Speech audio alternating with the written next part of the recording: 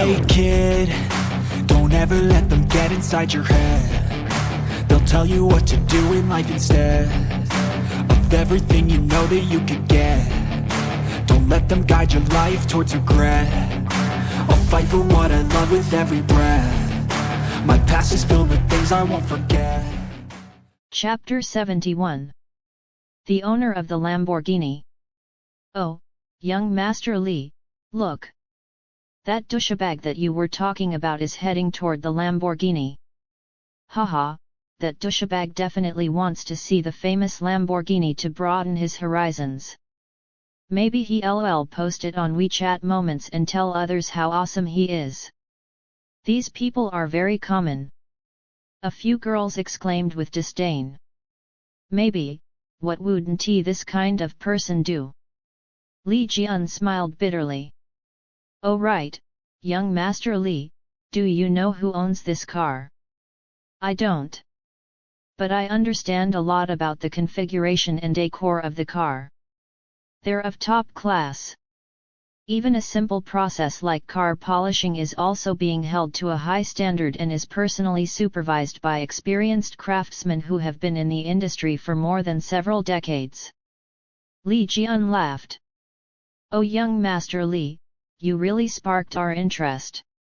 Can you explain to us further so that we can increase our knowledge? One of the girls had an expression of awe on her face. Other than wanting to know more about this luxury car, they also wanted to delay time. It was around 9 or 10 o'clock now. If they suggested going somewhere and young Master Li agreed, wouldn't this be a chance encounter if they could delay the time just right until it was noon? Young Master Li would have to treat them for lunch. Right then wouldn't their relationship become stronger? One would say that these girls had too many tricks up their sleeves. Li Jian didn't think much. He pulled over his car and led the crowd over to the Lamborghini. He wasn't jealous of the owner of the Lamborghini because he understood that even if he worked his ass off, he still wouldn't have that kind of wealth. Chen Hao came over as well. Miss, can you move over? Chen Hao touched his nose and looked helplessly at the long-haired girl sitting boldly on top of the hood of the Lamborghini, taking selfies. Who the hell are you to tell me to move? Piss off! The long-haired beauty yelled. This person is dressed rather nicely, but I have seen many upstarts. Who the hell is he? How dare he tell me to move? She's right. Who are you? How shameless are you to chase us away? Haha, girls like pretty things and they like selfies. They might admire that luxury car, but I did not think that a boy would be so disgusting to want to take a selfie as well. Yeah, don't embarrass yourself here. The girls surrounding the long-haired beauty immediately started to tell him off. Chen Hao was stunned by their reaction. Damn, I just said one sentence and this many people ganged up on me. Chen Hao, the way you think is really interesting. So, you want a selfie? Do you want me to help? Li Jian was sneering when he walked over to him. After giving Chen Hao a glance, he shifted his gaze onto the gorgeous girl sitting on the hood. Hey gorgeous, you can sit to your heart's content. The Lamborghini's structure isn't like any other sports car. It's incredibly sturdy. Not to mention that you are incredibly light. Ha ha ha, thanks handsome. You have a sweet mouth, unlike some guys who are really disgusting. Oh, handsome, can you help me take a photo? I want to take a photo with this car from a distance. The long-haired beauty had a very good impression of Li Jian. Li Jian was more than willing. What did he buy that Passat for? Of course it was to pick up chicks. He nodded with vigor. Say, Chen Hao, can you not block the camera? Li Jian reminded Chen Hao, who was standing in the way. Damn, beat it. The long-haired beauty waved her hand impatiently. Ha, all of you are the ones who need to beat it. Chen Hao said curtly. He actually just wanted to move the car so that they could take all the photos they wanted later. Therefore, he asked the beauty to scooch. As a result, he was mocked without reason and was scolded by this beauty. Especially Li Jian. He has been acting very strangely since we met. Was he trying to use me as a wingman? Are you trying to prove that you are great with my humility? Are you trying to prove your vanity by mocking me? Chen Hao believed that if he continued keeping a low profile, things would end very badly for him. It would all be over. Anyone could step on him. So if this was the case, what was the point in laying low? Did you just ask me to leave? The long-haired beauty bellowed in shock. When her temper flared up, she wanted to hit someone. Biu biu. Beep beep. At this moment, the Lamborghini, which had been silent for a month, suddenly flashed its lights. Then the motor purred. The front door opened automatically. The sheen of the car seemed to brighten up at this moment as if it was welcoming its long-awaited master. Chen Hao lowered the car keys in his hand. Then, he slowly walked over to the car and slid into the driver's seat. It was silent even though there were a dozen girls standing in the park. There was a complete stillness, as if the world had tacitly agreed for this area to be quiet. Everyone widened their eyes at the scene before them. Li Jian's mouth and eyes reached their maximum extent in widening. This. Chen Hao was the owner of the Lamborghini. At this moment, there was a piercing voice that shattered the silence. It's him. The owner of the car is him. Young master, you look so hot. Young master, what's your name? Young master, can I have your WeChat ID? Some bold girls threw themselves in front of Chen Hao's car as if they saw their greatest idol. An $18 million Lamborghini race car. It was the ultimate luxury car. The effect the car had on all the girls was too huge. They had waited for so long and now the young master was finally here. Chen Hao was seated in the car. Even though the soundproof walls were excellent, he could still hear the screams of the girls. To be honest, Chen Hao felt extremely good. Firstly, he finally got to drive his car. Secondly, he could finally hold his head up high. Diddy. Chen Hao rolled down the windows. He grinned at Li Jian, who was frozen in shock. Young Master Li, do you want to take this for a spin? Chen Hao used his words against him. Li Jian gulped. He would never dare to drive this car. Not to mention he looked like he was about to vomit. The person that he looked down upon was this rich. Just a moment ago he was even teasing him. Chen Hao didn't fight back, not because he was weak, but because Li Jian was just a clown in front of him. Li Jian's Passat only cost 300,000 but this car cost 18 million. Fuck, that was 60 Passats. This wasn't the most horrifying thing of all. The scarier thing was, how could he have gotten on the wrong side of someone this powerful? The three girls that were in Li Jian's car were also astounded, especially the long-haired girl who was sitting on Chen Hao's car hood yelling at him just now. All in all, everyone was shocked by this scene. Chen Hao left amidst the screams. He meant to show off in public. He really could not take it anymore. Right at this moment, Chen Hao's phone rang. It was Su Tongzin, as expected. He picked up the call. Chen Hao, where are you? Why haven't you arrived yet? Come quickly. Call a taxi if you need to.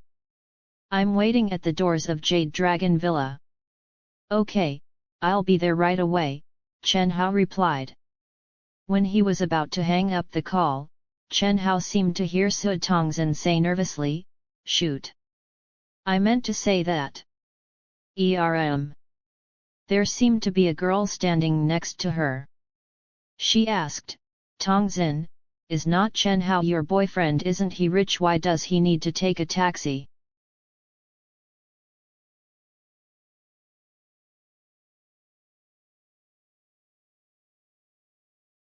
Chapter 72. Birthday feast begins.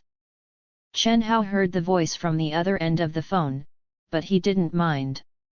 He wanted to reach Jade Dragon Villa as quickly as possible, so he sped up. This villa was similar to Hot Spring Villa. There was entertainment and dining under one roof, but in terms of facilities, it was much less comprehensive compared to Hot Spring Villa. However, it was still the best gathering venue for second or third tier families. Today, the birthday feast of Su Tongzhen's grandma was held here. After he arrived, Chen Hao drove into the car park. "Oh, okay." The security guard looked like he was about 50 years old and he seemed to have a stutter. If his Lamborghini didn't have an auto parking system, the car would have definitely gotten stuck in the ditch under the guard's instructions. Chen Hao smiled resignedly. He still gave the security guard 100 so that he could get himself a box of cigarettes. Thank you." As he turned to leave, the security guard thanked him with gratitude, speaking slowly. Su Tongzhen was standing at the entrance of the villa. "Hey, Tongzhen, it's almost 11. Why isn't your boyfriend here yet?" There was a young woman standing next to Tongzhen. She was 24 years old. She was pretty and wore glasses, but she looked haughty. "Don't worry, cousin. Chen Hao will be here soon." Su Tongzhen laughed anxiously. This girl was the second daughter of her aunt, named Tang Ran. She was beautiful and had always been close to Su Tongzhen ever since they were kids. When she was still studying, she was the prettiest girl in school. Now, she had graduated and was working at a firm. She also had many admirers, but she was too haughty and her standards were high. One would have to be extraordinary to catch her attention. It had been 3 years since her graduation and she had never had a boyfriend. At this moment, she was very interested in her cousin's boyfriend. She was interested in him because she cared about her cousin. She had to make sure that Su Tongzhen's boyfriend was a good person. "Tongzhen, sorry I kept you waiting for so long." At this moment, Chen Hao's voice rang out. Su Tongzhen thought that Chen Hao would be arriving by taxi and had already thought of an excuse to tell Tang Ran. However, Chen Hao approached them from the opposite direction from which he was supposed to come. This made Su Tongzhen a little surprised. "Chen Hao, you're here. Quick, let me introduce the best sister in the world to you." Su Tongzhen held Chen Hao's arm affectionately.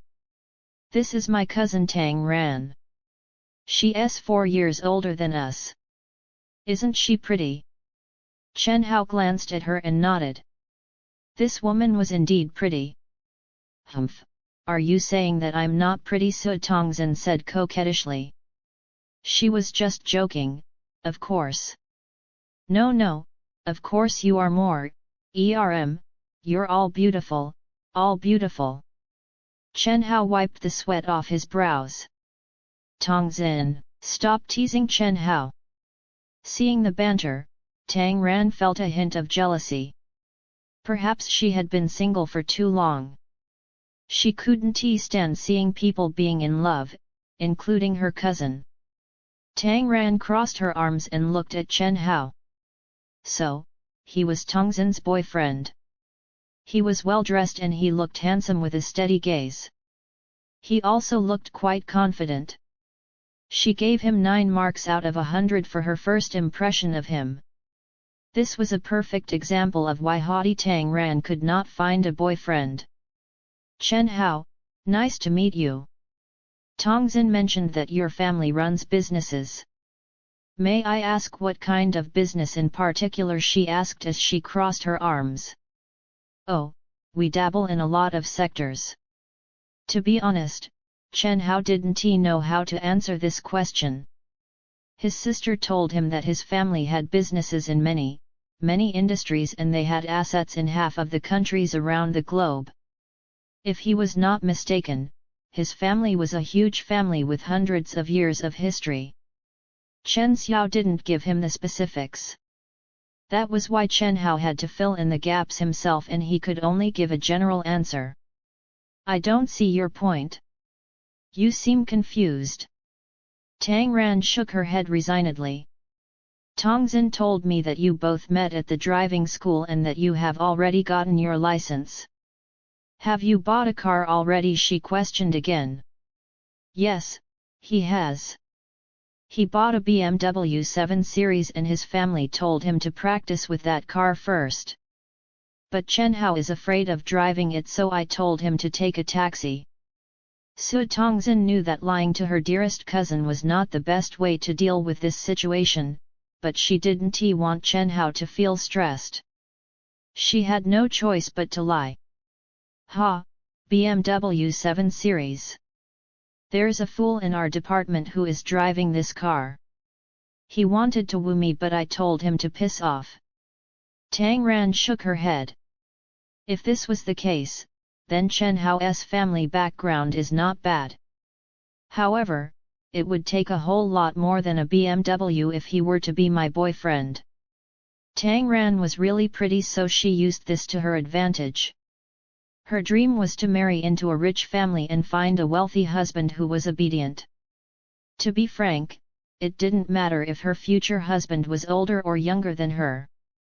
She would be fine either way. The main criteria was that he must be rich.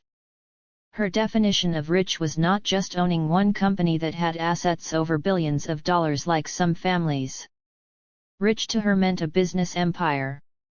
Tang Ran didn't know when she had this conviction, but it was very strong. She shook her head bitterly and laughed. Well, Tongzin, Grandma's birthday feast is about to begin. Let's go inside. Tang Ran had already lost interest in conversing with Chen Hao. Su Tongzin stuck her tongue out and whispered, Chen Hao, don't mind her. My cousin is like that. I think apart from the richest of the rich, no one can meet her standards. She should not be so stubborn.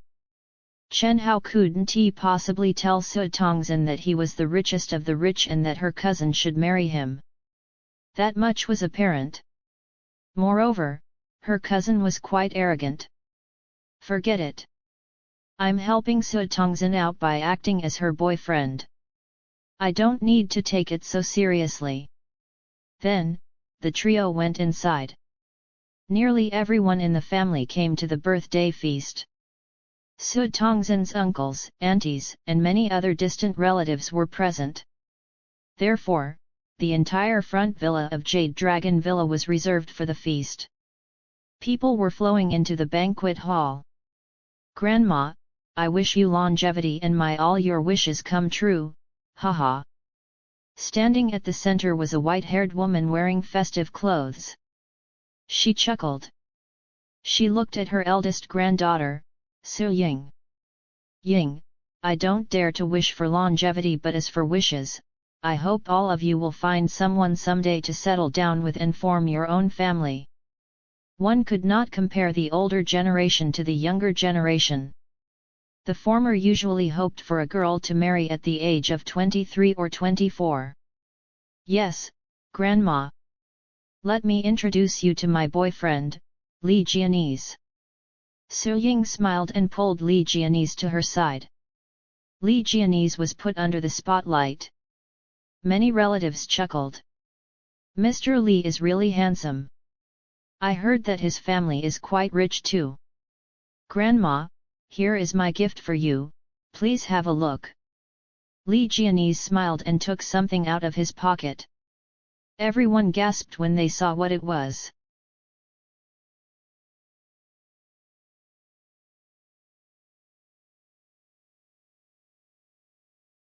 Chapter 73. Chen Hao, what's your gift? A jade thumb ring. Mr. Li is so filial. This piece of jewelry is at least 70,000 to 80,000. Tisk tisk. The crowd praised. To present a gift worth 70,000 to 80,000 at Grandma Su's birthday as a boyfriend was considered very filial. Thank you for this gift. Ying, go find a seat with Jianese. Grandma Su was delighted with the present and she couldn't put it down. She looked at Li Jianese. She was liking him more and more. Even Su Ying's father was basking in the glory. However, it was worth noting that filial piety was not the only reason why everyone came to celebrate Grandma Su's birthday. It was just one of them. The other reason was that Grandma Su had the inheritance that Grandpa Su left behind. She had 3 sons and 2 daughters. It was completely up to her to decide who would be the heir to the inheritance. Therefore, Grandma Su's birthday feasts had always been exceptionally grand. "Grandma, this is my girlfriend, Yu. We both wish you a happy birthday." Su Qi walked up to Grandma Su and presented his gift with a smile. Grandma Su grinned even bigger. Next, there was a young man around the age of 25 or 26. He was wearing a blue suit and his hair was combed back. With his stately appearance, one could immediately tell that he was a successful person. His name was Su Muiyang. He was Su Tongxin's cousin and Su Ying's brother. As soon as he appeared, he became the center of attention. This was because Su Muiyang had a stable career and he was the most capable and competent one among Grandma Su's grandchildren.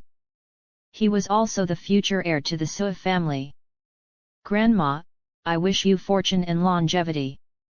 "Oh right, Grandma. This is my new girlfriend, Du Qing." Su Muiyang introduced. "Great, this is so great. You all have given me such a wonderful surprise today. I have to take a closer look at my future grandchild-in-laws." "Du Qing, where are you working at?" Du Qing said, "Grandma Su, I'm working at a BMW car dealer store and I'm already an assistant manager, all thanks to Muiyang." "That's lovely. Did you meet Muiyang when he was purchasing cars?" Su Muiyang nodded his head. "Yes, Grandma. Didn't I mention that I was going to pick up a BMW sports car some time ago? I met Du Qing there." "All right, Qing, come sit beside me." Grandma Su waved her hand. "Brother and sister-in-law, do take a seat." Su Ying greeted them with a smile. The 2 siblings were really in the limelight today. Usually after the sons, daughters, and grandchildren gave their wishes, the celebration would start. But the protagonist of the day seemed far from satisfied. She seemed to be waiting for someone. If this person didn't come to offer his or her wishes, this feast would be pointless. Who could this person be? Of course, it was Grandma Su's favorite grandchild, Su Tongxin. "Qiaqiang, where's my granddaughter Tongxin?" Grandma Su asked. Su Tongxin's father, Su Qiaqiang, and her mother, Wang Huimin, were naturally present. A while ago, Su Qiaqiang's company nearly closed down due to bad management. To be honest, Grandma Su was furious initially. However, she didn't expect this crisis to be averted in such a short period of time by young Master Chen of Jinling with his investment. The problems of the company were solved and it was in a better place than before. This made Grandma Su ecstatic, which made her even more fond of Su Tongxin. Su Ying and Su Muiyang looked dissatisfied when they heard Grandma Su's question, but they could only hide their envy. Tongxin said she was waiting for a friend. She will be coming soon. Oh, could it be that Tongxin has a boyfriend as well? It seems so. Su Qiaqiang replied noncommittally. Su Tongxin had told him that she was going to bring her boyfriend. Wang Huimin had asked who her boyfriend was, but Su Tongxin would not answer. She only told them to go along with her. So, Su Qiaqiang and Wang Huimin had no idea what she was up to. "Mom, look, Tongxin is coming over." At this moment, Su Tongxin came out from the crowd, bringing Chen Hao along. If Chen Hao didn't go to the bathroom, they would have gotten there quicker. Tongzin is becoming more beautiful. He'll look at the boy who's holding hands with Tongzin. Is that her boyfriend? Who is that child? Which family does he belong to? Why haven't I heard about him before? Whatever's the case, that boy has good luck. The relatives were muttering among themselves. It's him. Wang Huimin saw Chen Hao and widened her eyes unbelievably. No wonder her daughter didn't want to tell her who her boyfriend was. It was that poor kid. Well, if she had told her, she would have never allowed the two to be together. Who is he? Grandma Su asked. Wang Huimin didn't dare to answer. If Grandma Su knew that her granddaughter's boyfriend was such an embarrassment, who knew what would happen? Grandma, let me introduce him to you. He is my boyfriend, Chen Hao. Even though Wang Huimin was warning her with a glance, Su Tongzin ignored her and generously introduced Chen Hao. Oh Tongzin, you found yourself a boyfriend as well. Grandma Su was instantly delighted. This was her favorite grandchild and she knew that she had excellent foresight. Her boyfriend would be extraordinary. Yes. Chen Hao, quickly, greet Grandma. Su Tongzin pulled Chen Hao's hand intimately. This was not Chen Hao's first time at such a big occasion, but because he was pretending to be Su Tongzin's boyfriend, he felt quite strange. He was not paying attention just now because Su Qiaqiang, Wang Huimin, Su Qi, and Su Ying were scowling at him. He heard Su Tongzin and was about to open his mouth. Wait a minute. A voice rang out coldly. Naturally, it was Su Ying. A while back, when Su Tongzin and Chen Hao caused her and Li Jianese to lose their face in front of Zhang Cheng, she felt extremely humiliated. The hatred that sprung from this event made Su Ying suffer numerous sleepless nights for this period of time. She was curious about Chen Hao.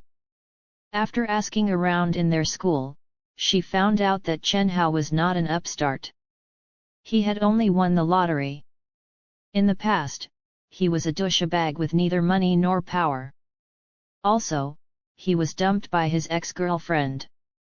Su Tongzin did meet him in the driving school, but there was no reason for her to fall for this kind of person. As for Zhang Cheng, how did Chen Hao know him? This matter was hilarious and not hard to guess. Since Chen Hao won the lottery, he went on a spending spree and bought a bag that was worth 360,000. He also spent a lot of money in many restaurants on Jinling Commercial Street.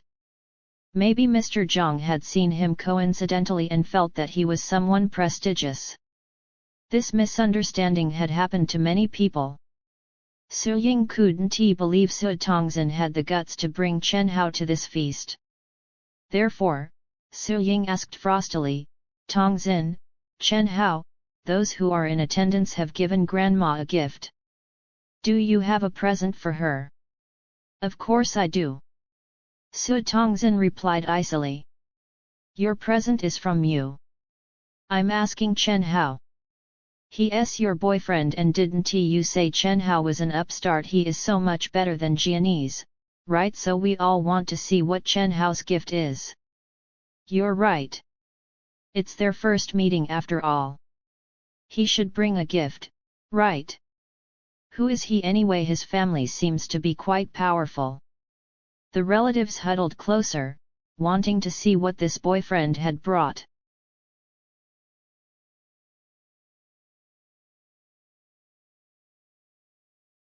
Chapter 74. He was that psycho who bought the car. I didn't bring any gifts. Chen Hao smiled, embarrassed. He wanted to buy one, but Su Tongzin didn't agree and said that they only needed one gift. Of course she would be the one to buy it. That was why Chen Hao came here empty-handed.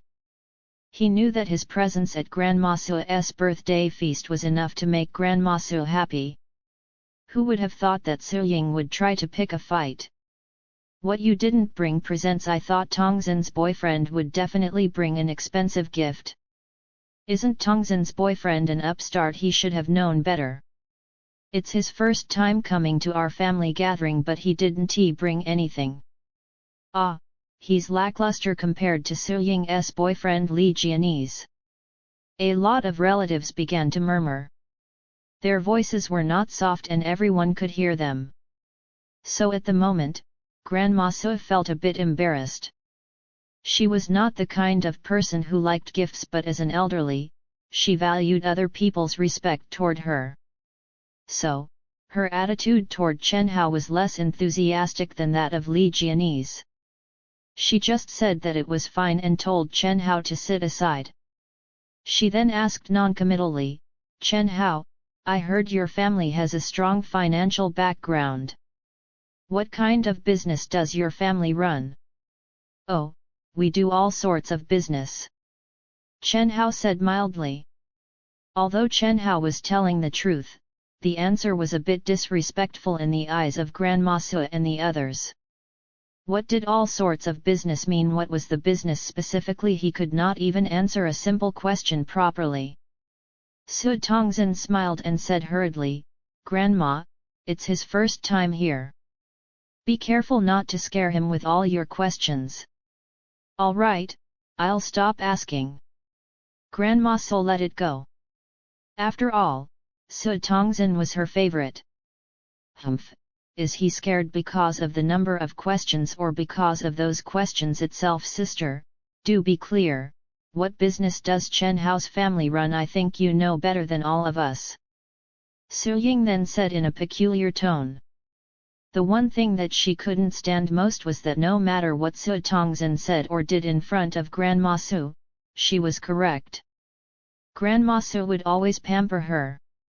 But if other grandchildren did something wrong, even if it was just a minor mistake, they would be scolded harshly by her. She wasn't planning to fall out with Su Tongzhen, but she couldn't take it anymore. "Let's see if you will still be able to keep your head up high after today." Sure enough, her words attracted Grandma Su's attention. She thought of Wang Huimin's attitude just now. Grandma Su frowned. "Tongzhen, are you hiding something from me? What business does Chen Hao's family run?" Su Tongzhen stiffened. At the same time, she looked at his brother Su Qi. Whatever that was happening, Su Ying knew that her brother had a part in it. Just as she thought, Su Qi didn't dare to meet her eyes. "Grandma, I didn't," Su Tongzhen said nervously. "Ha, you're too embarrassed to say it, right? Fine, I will help you say it." "Grandma, do you know who this Chen Hao is? He used to be a famous poor kid in Jinling College. He earned his living by running errands." Yes, Chen Hao indeed had some money later on, but that's because he won the lottery. Guess what, Chen Hao? It was unclear where Su Ying gathered the information, but she was quite practiced in delivering it. She spilled all the embarrassing moments of Chen Hao as if she had seen it with her own eyes, including Chen Hao's spending spree after winning the lottery. The worst thing was, she did it in front of everyone. "What, I can't believe Tongzhen made this person her boyfriend. And they say he's an upstart. I'll say this kid deliberately deceived Su Tongzhen by making up his identity, right? Ah, this is the case with poor people. Once they have a bit of money, they would show off and forget who they are. It was just a lottery, was all of this really necessary?" Gossip was a fearful thing. Suddenly, all Chen Hao could hear was contempt and condescension. Everyone's perceptions toward Chen Hao changed in a flash. "How dare you lie to our Tongzhen?" Tang Ran was feisty and she stood up right away, questioning Chen Hao coldly. Grandma Su's face had gone completely red with anger. Su Ying looked at Li Jianese and smirked. This was extremely satisfying. Tang Ran asked Su Tongzhen, "Tongzhen, didn't you just tell me that he bought a BMW 7 Series? I thought it was a bit weird. Chen Hao should have driven here, but he didn't. Have you actually seen his BMW 7 Series?" Su Tongzhen stammered. She didn't know how to reply. Tang Ran, we have a total of 3 BMW branches in Jinling City. During this period, we didn't sell any BMW 7 Series. If we did, I would have known. Wait a second. I remember who he is. Sum Liang's girlfriend, Du Qing, pointed at Chen Hao. When Chen Hao arrived, Du Qing had already sized Chen Hao up. This person looked familiar, really familiar. Where had she seen him before? Du Qing couldn't remember exactly where. Du Qing only remembered when Tang Ran mentioned the BMW 7 Series. She had seen this person before and it was in the BMW shop. Du Qing, do you know him? Sum Liang asked lightly. To be honest, he felt that Su Tongzin had humiliated their family in front of all their relatives by associating herself with this strange kid. Therefore, Sum Liang's attitude toward Chen Hao was also extremely hostile. Not to mention that he had been fighting openly and covertly with his uncle's family. At present, not only did he want to express his anger, he also wanted Du Qing to tell everyone what she knew. Yes. Of course I know him, Liang. Do you remember that I told you the other day that there was a strange young man who went to our BMW car dealer shop to buy the most expensive car? I recommended all the most expensive cars in our shop to him, but he said that they were too cheap and left our shop with a pained expression. Of course I remember. Is he that strange fool? Sum Liang was stunned. Du Qing nodded. Yes, it's him. I remember that he was wearing shabby clothes at that time, but today he was all dressed up so I couldn't recall. This time, the crowd looked at Chen Hao with a complicated gaze. What kind of person did Tongzin find? He's crazy. Don't talk nonsense, Chen Hao isn't like that, cried Su Tongzin. She was about to break down. She wanted Chen Hao to pretend to be her boyfriend so that Grandma Su would be happy. It was as simple as that. Secondly, she also wanted to compete with Su Ying. After all, Chen Hao had already beaten them yesterday, but Su Tongzin never dreamed that her cousin would be so ruthless. She even investigated Chen Hao. What was more, Sum Liang's new girlfriend actually knew Chen Hao and she even described Chen Hao as a dumbass. It could be said that the whole thing backfired on Su Tongzin. What do you mean? Chen Hao is not like that. Tongzin, why would your sister-in-law lie to you if you don't believe it? Ask your boyfriend if he was really at the BMW car dealer shop that day, Du Qing said. Chen Hao had been listening to everyone quietly, including Du Qing. He recognized her now. After all, he had just met Du Qing once. On that day, she was wearing a black uniform. During her introduction of the car, she was calling other customers the entire time and didn't show an ounce of respect to him, so there was not much interaction. If Chen Hao was not mistaken, he remembered Du Qing cursing him when he was leaving. At that time, he didn't care about it. But should he refute? How could he refute? After all, what they said was true.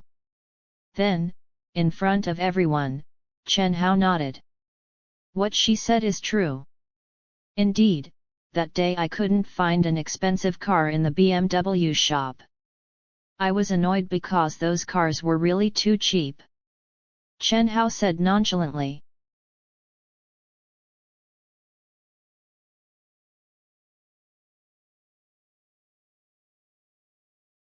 Chapter 75. Car accident in the car park. Everyone was talking non-stop when Tang Ran received a call. Her mood immediately lifted. What, sister, is that really you? You're already at the airport. Didn't you say you weren't coming back for the birthday feast this year? Oh, all right, I'll come for you immediately. After ending the call, Tang Ran said, Grandma, my sister will be here later. She came back from M country especially for you. She's at the airport now. I knew it. I knew Tang Chu would come back.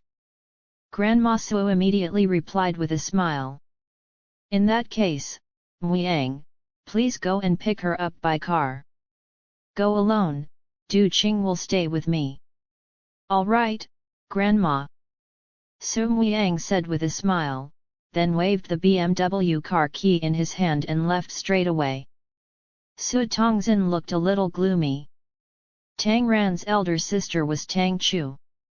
Ever since they were kids, Su Tongzin had always been the closest to both of them. And Grandma Su knew this as well. Under normal circumstances, Grandma Su would have allowed Su Tongzin to accompany Su Muiyang to pick her up, but Grandma Su clearly indicated that Su Muiyang would go alone. This meant that Grandma Su was not happy with Su Tongzin. After Su Muiyang left, everyone turned their attention back to Chen Hao. Yes, no one thought that Chen Hao was such a loser and at the same time, Su Tongzin's boyfriend. He was naturally very controversial.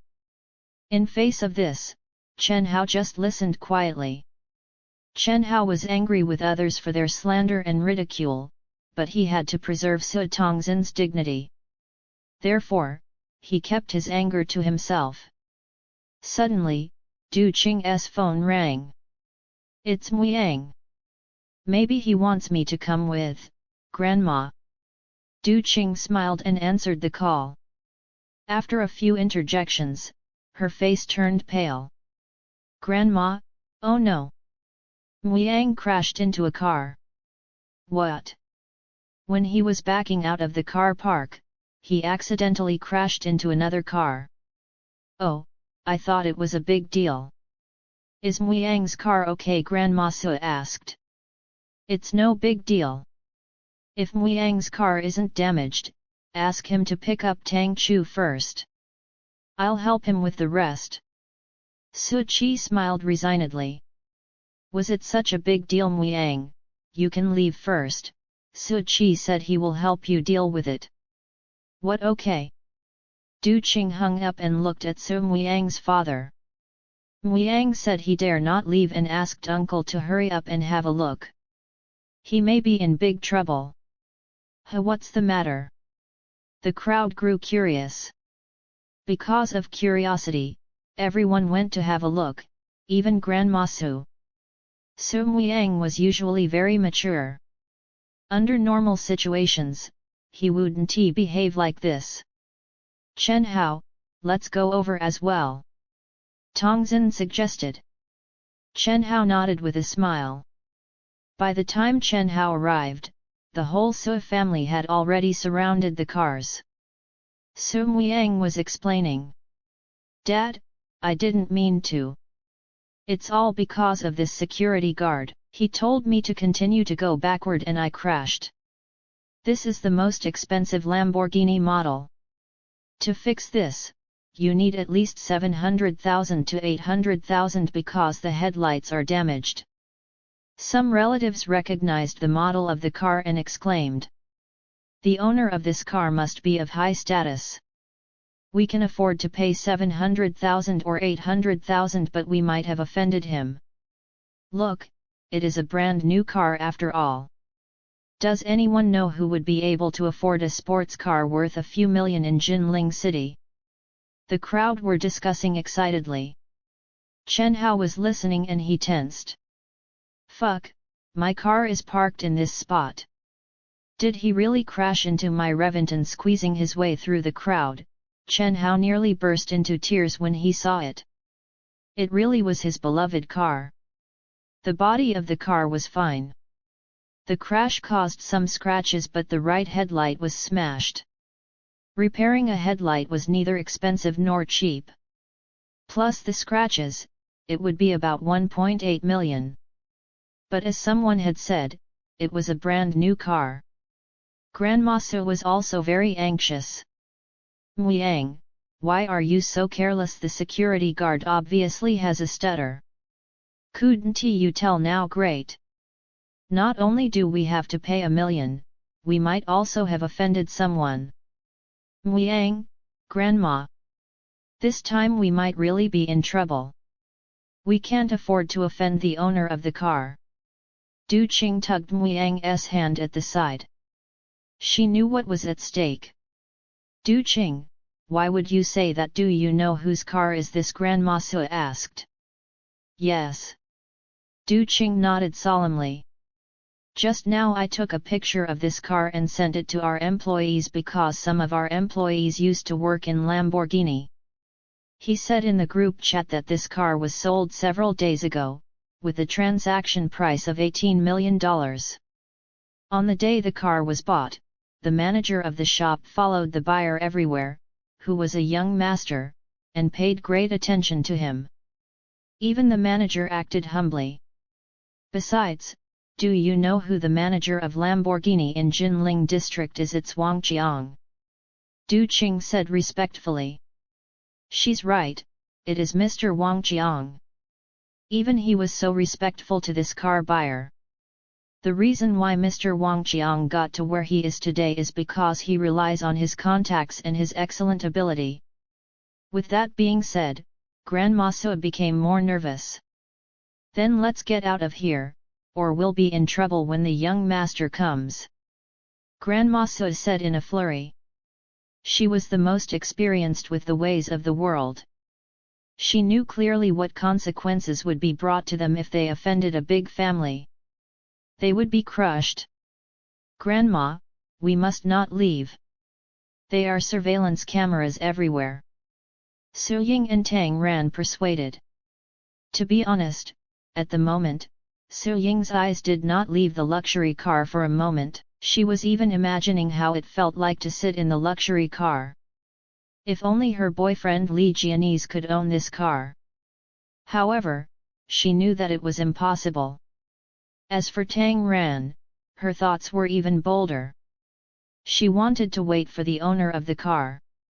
A man who owned a car worth 20 million was no doubt a rich man from a wealthy family. Doesn't this mean that I am a step closer to my dreams? Even if there was a slightest bit of interaction, it would have been great progress. Well, find someone to pick up Tang Chu first. Su Ying and Tang Ran are right.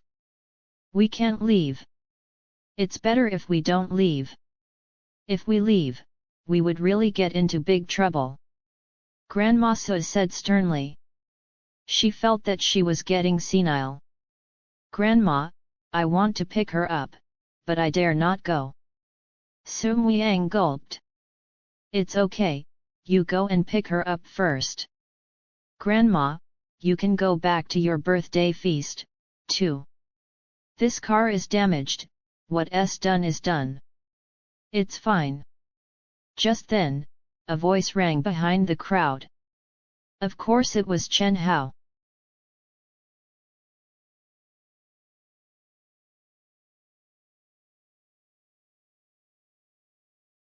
Chapter 76. Calling for help at the river bank. After Chen Hao finished his sentence, he went to check on his car. He would be lying if he said that he was not upset, but there was no point crying over spilled milk. Moreover, it happened at the birthday feast of Su Tongzhen's grandma, so Su Tingzhen would be embarrassed if he asked for their compensation. Most importantly, he would find it awkward as well. He could only keep silent and let it slide. Thus, Chen Hao dismissed them. He was planning to repair his car at a car repair shop. Who do you think you are? Do you think you have the power to conclude this incident?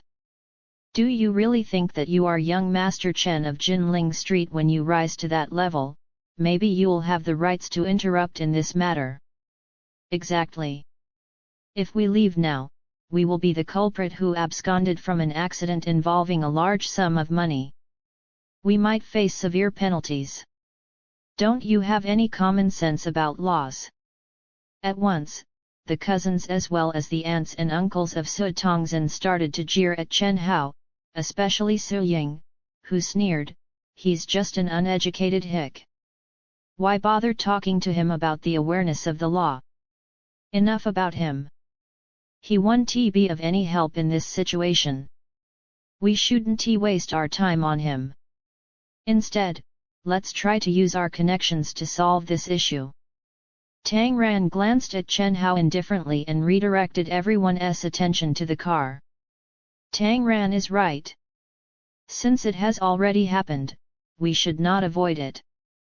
Sigh, if we really run out of solutions, I will try to contact Director Chu of the Business Management Association. Your grandfather is a friend of his, so perhaps he knows the owner of this car, Grandma Su said. Some people started dialing. Li Jianese refused to be outdone. He tried to contact his connection to identify the owner of the car. Chen Hao smiled bitterly and shook his head. If he allowed this to cascade, everyone would be in an awkward situation. Sigh. Chen Hao sighed and took out his car key. Biu-biu. Beep. Beep. The car beeped. The headlights flickered. Ah! Everyone was astounded. Then, they saw Chen Hao slowly approach the car. He pressed a button on the key once again. Buzz buzz. The Lamborghini made some whirring noises. The skylight opened automatically and the race car converted into a roadster. Chen Hao took out half a bottle of mineral water from the seat compartment and took a drink. He was extremely thirsty. He took a few gulps of water, wiped his mouth and said, I said, it's not a big deal. All of you should hurry off to the feast. However, none of them answered Chen Hao.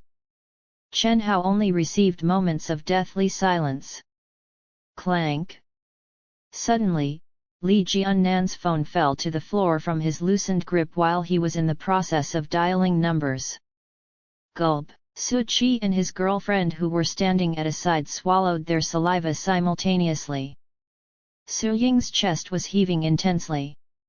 Her jaws were slightly opened, signifying that she was undergoing a tremendous surge of emotions in her heart. Tang Ran was standing beside Chen Hao. Her expression was indescribable and she was gaping at Chen Hao shockingly. Even Grandma Su was stunned. Everybody was stunned like deers in a headlight. This car belongs to Chen Hao. Someone broke the silence. To be accurate, someone represented the crowd in expressing their astonishment. Su Tongzhen also asked surprisingly, Chen Hao, is that your car? Of course, it's mine. Didn't I tell you that I would give you a ride and take you for a spin these few days? Chen Hao responded. Su Tongzhen recalled what Chen Hao said before. On the day of the test, when Chen Hao was sending her back to her dorm, Chen Hao mentioned that he would drive her around in a luxurious car these few days. And she even replied, I'm looking forward to it. What else did Chen Hao say? He said that he was a descendant of a wealthy family. Her response was, Young Master Chen, I'll be waiting for that day. At that moment, Su Tongzhen was just joking with Chen Hao. But now, Su Tongzhen felt like she was in a dream when Chen Hao opened the door of the Lamborghini. Chen Hao, is this really your car? I don't believe it. Su Ying finally got back to her senses. She felt that she was slapped brutally and the pain was driving her insane. Chen Hao, you are just a poor loser, a loser who won some money. How could you afford such an expensive car? 18 million. How rich does he have to be? Impossible. She dashed forward and curtly flipped through the vehicle license in the car. Flap. After she finished reading it, Su Ying was at a loss for reaction. The license fell onto the floor. She was completely stupefied. You shouldn't have thrown it even if you didn't want to read it. Chen Hao smiled bitterly. Some people are just ignorant. Their parents are just the same, ignorant. Chen Hao, quickly tell Auntie, how did you get to know our Tong Xin? Wang Huimin rushed to pick up the vehicle license and took a glance. She beamed with joy at once and held onto Chen Hao's wrist dearly, as if she was holding her own son. Auntie, we met during the driving lessons. Chen Hao replied. See, I was right that our Tongzin has good foresight. Frankly speaking, Chen Hao, when I saw you for the first time, I knew that you were extraordinary. Even Zhuang Qiang and Wang Yang are not your match. Well. Chen Hao was embarrassed by the flattery. It seemed like she had completely forgotten that she chased him out of the house previously. Exactly, Chen Hao. We are truly sorry for this accident. I can't believe Muiyang crashed into your car. Grandma Su was radiant with euphoria. She walked toward Chen Hao and said smilingly. She was truly terrified when the crash happened. Unexpectedly, the owner of this luxurious car was actually the boyfriend of her granddaughter. In conclusion, other than a small group of people who could not accept the fact that Chen Hao was a wealthy person, most of the people strived to approach Chen Hao. However, Chen Hao left the feast early because he was rushing to repair his car. Chen Hao, I'll be going to the college this afternoon. Why don't I go with you to repair your car? Su Tongzin asked lively. She was hit with surprise and delight today. Either way, she was oddly excited. Sure, I promised to give you a ride anyway. Hop on. When Su Tongzin left with Chen Hao, Grandma Su felt that it was the best gift that she had received on her birthday. Chen Hao was driving along the highway. Chen Hao, are you really the son of a wealthy family? Hey, how dare you lie to me? Oh, and don't tell me you are the supreme young master Chen of Jinling Commercial Street. In the car, Su Tongzin bombarded Chen Hao with questions.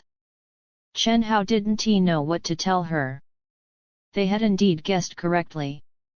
He was the young master Chen. But did he really want to reveal his identity? It would only lead to one outcome: he would not be able to continue his study in this college. Hence, Chen Hao decided to deny it. He shook his head and responded, "Do you wish that I am the young master Chen?" No. Because if you are young master Chen, we won't be in the same league anymore. I will lose you as a dear friend. Well, I'm not. What's more, how will young Master Chen drive a car that costs only 10 or 20 million? And if you didn't help me with my attire today, I wouldn't even know how to dress up nicely. I just won a lottery, a huge sum of money. Chen Hao answered perfunctorily. You are right. Then you'll still be my best friend, Chen Hao. Su Tongzin said gleefully. Chen Hao realized that even though Su Tongzin was intelligent, she would never consider a problem in a complex way. If it were other girls, they would have probably insisted on getting a definite answer.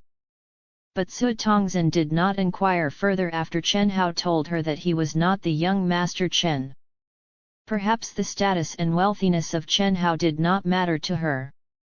When Chen Hao drove his car to the car dealer shop, Wang Qiang gathered the most expert technicians to repair his car. While waiting for the repair to be done, Chen Hao brought Su Tongzin for a walk. I'll buy you some milk tea, Chen Hao said with a grin. While they were strolling, they passed by a milk tea cafe on the street. How nice of you, but I remember that I owe you a milk tea. I'll buy you one instead. Consider it as a token of appreciation for pretending to be my boyfriend. The thought of milk tea reminded Su Tongzin of their first encounter. She walked to the milk tea cafe immediately. Chen Hao did not decline. He waited at a side and thought, but I don't think a milk tea is enough to pay for the debt you owe me. Chen Hao was standing by the roadside when all of a sudden, he heard a scream for help. Help! Help! Chen Hao looked to the direction of the sound. A short distance ahead, a woman was screaming hysterically beside the city moat of Jinling City.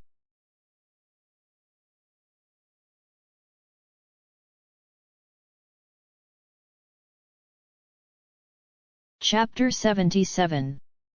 Su Tongzin disappeared. Chen Hao was alarmed by the screams. He dashed there without any delay. The area around the city moat was bleak and desolate.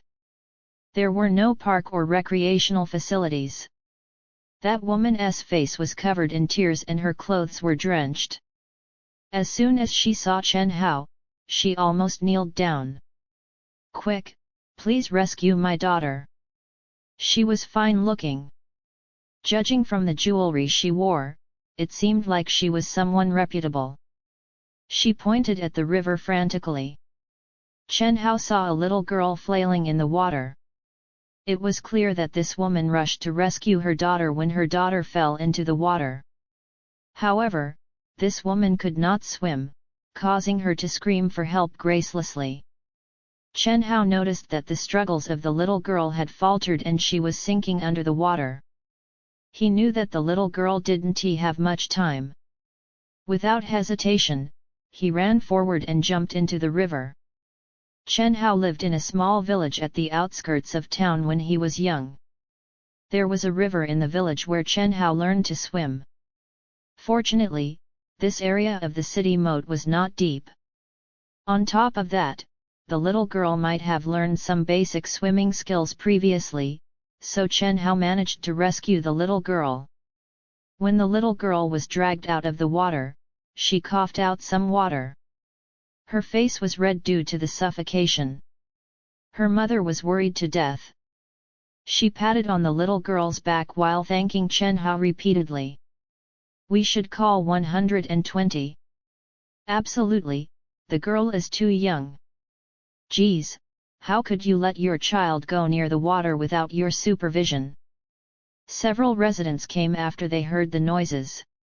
Some of them were busy calling for aid while a few women reproached the young mother. "Please don't blame my mother. Uncles and aunties, it's not my mother's fault, it was me who insisted on putting the wishing boat into the river. My mother did not do anything wrong." The little girl, named Tian, defended her mother when she heard that her mother was being criticized. What an obedient child! Indeed, such a sweetie. "Madam, you should keep an eye on your child. If it wasn't for this young man, the consequences might have been disastrous. Young man, you're a hero." The residents looked at the bedraggled Chen Hao with laud. The mother held the hand of the frail little girl and brought her to Chen Hao. "Young man, thank you so much. What is your name and where do you live?" she asked for Chen Hao's address so that she could reward him. Chen Hao understood, but he refused to accept any reward. Chen Hao believed that most of the people would do the same if they were in his place. Thus, he waved his hands and rejected. "No worries, it's better if you send your daughter to the hospital as soon as possible." Chen Hao gradually walked out of the crowd while he was speaking. "Big brother, can we meet again?" Tian suddenly spoke feebly. She felt like she was at the brim of death just moments ago. She was petrified, but Chen Hao had jumped to her rescue regardless of his own safety, and it brought a light of hope to her. "Hence," she asked him softly. "We will." Chen Hao did not want to let the little girl down. He smiled and left, ignoring the calls of the young mother. This incident was just a short interlude. Chen Hao ran back to the roadside. It had been 20 minutes since Su Tongzhen went to buy milk tea. Su Tongzhen must have completed her purchase now. However, there was no sight of Su Tongzhen at the roadside. Why did she take so long to buy a drink? He took out his phone. It was all wet. He realized it had switched off due to the water. Perhaps Su Tongzhen went back to the car dealer shop alone after she failed to reach me. He went to search for her in the milk tea cafe, but she was not there. Chen Hao could only return to the car dealer shop to try his luck. At this moment, Wang Qiang called him. He called to inform Chen Hao that the car repair had been completed. 40 minutes was sufficient for a few professional technicians to replace the damaged parts of the car. "Manager Wang, did the girl who came with me go back to this shop?" "She's not here. After she left with you, she did not come back." "What happened?" young Master Chen. Is there any trouble? I'll be at your service. Thanks, Manager Wang. It's nothing. Chen Hao hung up the phone. He was perplexed. That's strange. Where would Su Tongzhen have gone? It was not possible that she had gone back. She would not leave without him. She was not here, and she was not at the car dealer shop either. Where else could she go? Chen Hao searched for her nearby, but she was nowhere to be found. After an hour of searching, Chen Hao started to panic. Su Tongzhen went out with him. Could it be that she had met with trouble? He hadn't thought that it was possible because he was just nearby all this while. But his effort was fruitless. The more Chen Hao thought, the more cold sweat seeped out. Chen Hao had no choice but to return to the car dealer shop. He wanted to see if he could turn on his phone. After a few attempts, the phone was turned on. The notifications showed that Su Tongzhen had called him several times and even messaged him. Unfortunately, his phone was turned off. Chen Hao quickly returned her calls. To his dismay, Su Tongzhen was unreachable. What happened? Chen Hao could no longer remain calm. He called Su Tongzhen's house but was told that she had not returned home. Something was wrong. Chen Hao raised his head abruptly. Everything was out of control. Manager Wang, do you know the manager of the milk tea cafe? I need to check on the surveillance camera. Quick! Chen Hao stood up immediately. Wang Qiang stayed beside Chen Hao ever since Chen Hao came back to the shop. When he heard that young Master Chen's girlfriend might be in trouble, he did not delay in reacting. He nodded hastily and said that he knew the manager. He then led Chen Hao to the milk tea cafe.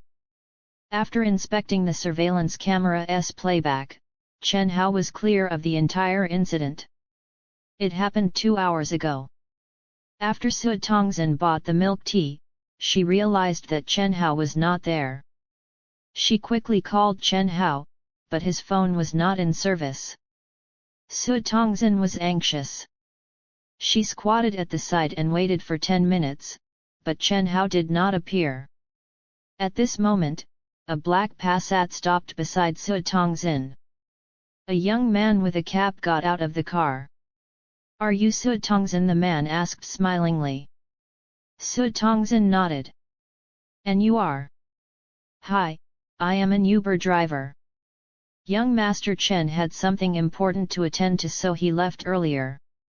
He informed me to send you back to Yungui community, the man with the duckbill cap said with a smile. While he was speaking, he glanced toward the direction of the city moat without anyone noticing. Oh, thank you.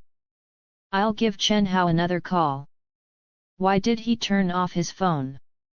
To be honest, when the man mentioned Chen Hao in her name, Su Tongzhen did not suspect any further. She was not sure of Chen Hao's background, but he must have had an emergency since he left without a word. He was probably worried about her safety, hence he had called someone to fetch her back. On top of that, this man knew she stayed in Yungui community. Chen Hao must have told him that. With all this information, Su Tongzhen did not doubt him. However, she felt uneasy that she was unable to contact Chen Hao, but none of the calls she made reached him. Miss Su Tongzhen, are you coming? I have another errand to run. The driver pressed her. Oh, let us go. Just send me home first. Su Tongzhen did not want to waste the time of others. She got into the car. She was slightly mad at Chen Hao for leaving without a call. I know how to take a taxi home. The car left. 10 minutes later, Chen Hao appeared in his drenched clothes. Stop. Rewind the video. Enlarge the face of the driver. Chen Hao suddenly shouted. The owner of the milk tea cafe did not know the identity of Chen Hao, but he did not dare to snub Chen Hao since manager Wang, who was the bigwig in this area, treated Chen Hao reverently. He obeyed Chen Hao's instruction to rewind and enlarge the face of the driver. Chen Hao carefully observed the driver. The driver's face was hidden under the cap and he had some stubble at the corner of his lips. But Chen Hao recognized the driver. It was him.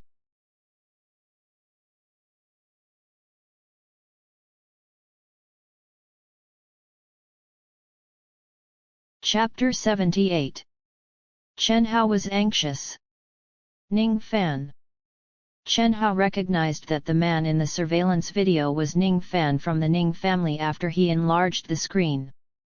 No matter how hard Ning Fan tried to disguise himself, Chen Hao could still recognize the smile of Ning Fan. Ning Fan was the biggest culprit who caused the breakup of Chen Hao and Yang Xia. Moreover, Ning Fan had been targeting Chen Hao during Ma Xiaonan's birthday party and at Imperial KTV. Out of anger, Chen Hao had contacted Li Zhenqiu to give Ning Fan a lesson. However, his elder sister found out about this incident. Instead of a small lesson, she made the entire Ning family go bankrupt. In the end, Ning Fan was brought away by someone from the entrance of Hot Spring Villa. Henceforth, the Ning family was destroyed. They surrendered Ming Huang Restaurant and Zhuang family took over the business. Ning Fan became a pauper from a rich heir overnight. He did not even know how it happened. But now, why did Ning Fan abduct Su Tongzhen? Chen Hao was bewildered. Did he abduct her solely to extort money? According to this situation, it did not seem to be like that. In the video, he told Su Tongzhen something which convinced her to get into his car. Furthermore, Chen Hao noticed a detail. When Ning Fan was talking to Su Tongzhen, he was peeping at the direction where I left. It looked like he was worried that I might return suddenly. If that was the case, did Ning Fan plan this abduction with the motive to blackmail me? The only logical reason for Ning Fan's actions was he had figured out that I was the reason for his family's bankruptcy and he plotted to take revenge on me. Regardless of his motives, Chen Hao was certain that Su Tongzhen was in danger, great danger.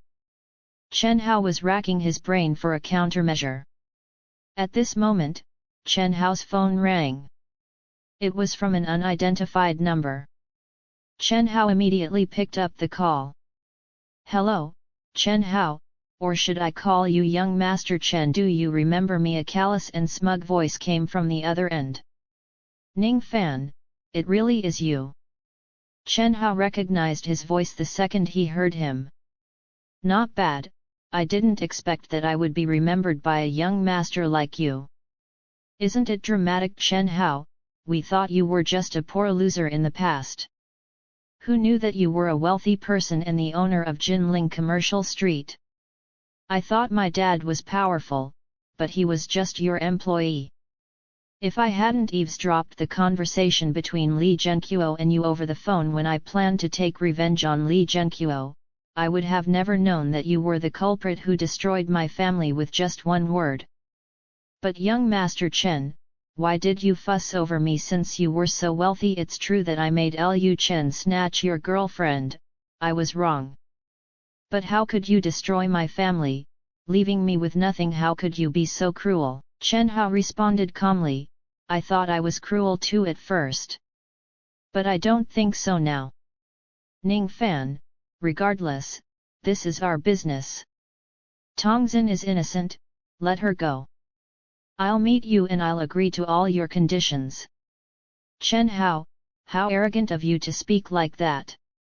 Indeed, I plotted to take revenge on you. Initially, my plan was to crash my car into you and we would perish together. But when I thought about it, I felt that it was too boring. Now that I have a beautiful girl beside me now, it would be worth it if I could have some fun with her. Chen Hao, isn't she your girlfriend? Come, I'll let you listen to her voice. Chen Hao, don't come for me. He is a psychopath. Don't come. Su Tongzhen sobbed uncontrollably while speaking. Chen Hao was extremely anxious. Although he was just pretending to be Su Tongzhen's boyfriend, he was the one who brought her out. And Su Tongzhen was abducted because Ning Fan wanted to take revenge on him. It was all because of him. Chen Hao, if you want to save your girlfriend, meet me at the abandoned building in South City. Don't try to contact Li Zhenqiu, it's useless. If they come, I'll kill your girlfriend and we'll die together. Meet me within an hour. Toot toot. Ning Fan ended the call. Chen Hao's face was ashen. He was right. His identity was exposed and it caught Ning Fan's attention. Then Ning Fan went insane and plotted this plan against him to wreak vengeance. Chen Hao was certain that Ning Fan would do anything to get back at him, but his strength alone was not enough to fight against Ning Fan. He had to seek help from Li Zhenqiu to settle this issue. Chen Hao quickly called Li Zhenqiu and Li Zhenqiu put great attention on this matter. Li Zhenqiu emphasized repeatedly that Chen Hao should wait for his arrival before taking any actions. He warned Chen Hao not to act recklessly. If Chen Hao was harmed in any way, he would have to resign from his position, or even bid farewell to this world. Chen Hao hung up the phone before Li Zhenqiu could finish his sentence. He rushed back to the car dealer shop with Wang Qiang, and told Wang Qiang to wait for Li Zhenqiu at the shop. He had to leave now. Look, isn't that Chen Hao? Damn, it really is him. Why is he here at the Lamborghini shop? I heard that the shop is hiring for sales representatives. Perhaps he came to apply for the position. Didn't he know that the shop has extremely high requirements for their candidates? Exactly. Look at him, he reeks of poverty even though he won a lottery. Disgusting. He's too disgusting for my eyes. Chen Hao was not prepared for the ridicule when he stepped into the shop. Chen Hao had mixed feelings. He took a glance at them. It was Zhuang Qiang and his classmate, Li Hao. They had brought their pretty girlfriends to look at the cars. Most importantly, those who came with them were Li Nian and Zhang Qianqian, who were in the same faculty as Chen Hao. Speak of the devil. Cousin, you should have told me that he was the one who dampened your mood in the past.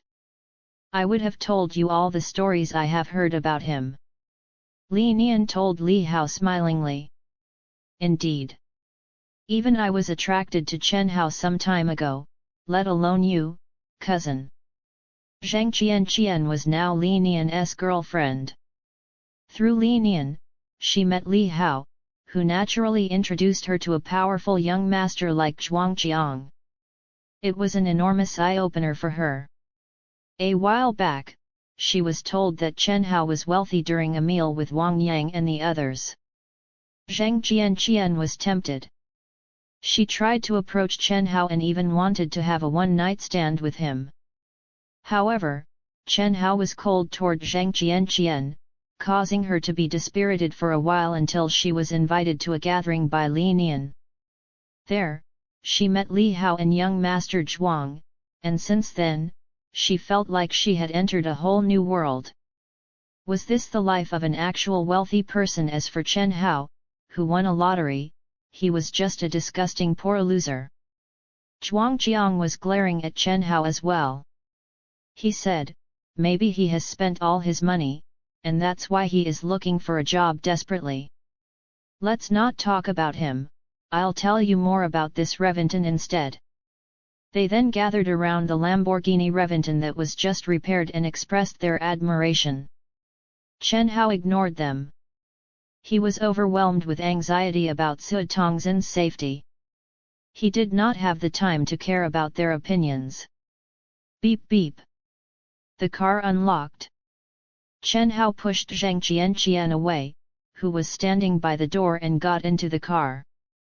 He started the engine and sped out of the car dealer shop in a flash. Zhuang Qiang was stupefied.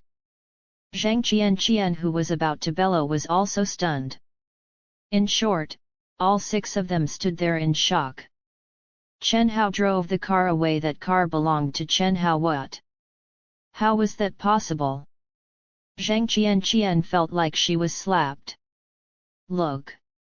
Someone stole the car! Zhang Qian shouted. Inform everyone immediately that we are closing our shop today. Dismiss all the staff with less than 5 years of working experience and clear the crowds now. A few important subordinates of young Master Chen will be arriving shortly. Wang Qiang instructed his secretary hastily. He did not even glance at Zhang Qian and the group. The secretary hurried off.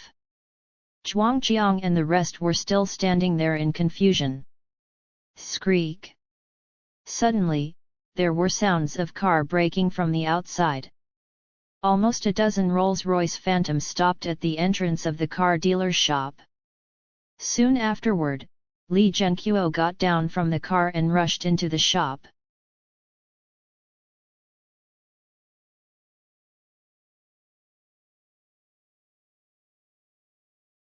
Chapter 79. Ning Fan was shocked. Li Zhenqiu, Uncle Li. Zhuang Qiang was astounded to see Li Zhenqiu here. But he did not dare to approach Li Zhenqiu and greet him when he saw the expression on his face. Besides, Zhuang Qiang had not recovered from the impact which Chen Hao gave him. General Manager Li. Wang Qiang greeted him immediately. What is the situation now? Where is young Master Chen? Li Zhenqiu asked hastily. Young Master Chen left. He was afraid that it might be too late. Wang Qiang replied promptly. Oh no! Quick, bring me to young Master Chen. I can't allow young Master Chen to be harmed today. Li Zhenqiu was already leading his group out while speaking. At the same time, Li Zhenqiu sent a message to Chen Hao before leaving the shop. He then carefully took out an equipment with a red button and pressed it. Zhuang Qiang and Zhang Qian were stunned. What? Why young Master Chen? It was clear to them that the young Master Chen which Li Zhenqiu mentioned was Chen Hao. Chen Hao was young Master Chen. Young Master Chen was Chen Hao. They were aghast. Everyone had heard the name young Master Chen of Jinling Commercial Street, for the news had spread widely recently. However, none of them had thought of the possibility that he could be. Indeed, Chen Hao was rushing when he came into the shop, and he did not even respond to their taunts. He just drove away, and the car that he drove was the Lamborghini Reventon. That was his car. They flashed back to the time when Chen Hao booked the most expensive room in Hot Spring Villa and treated everyone to a meal. He spent his money extravagantly. How could they not understand that Chen Hao was the young Master Chen? Zhuang Qiang almost sat on the floor in despair.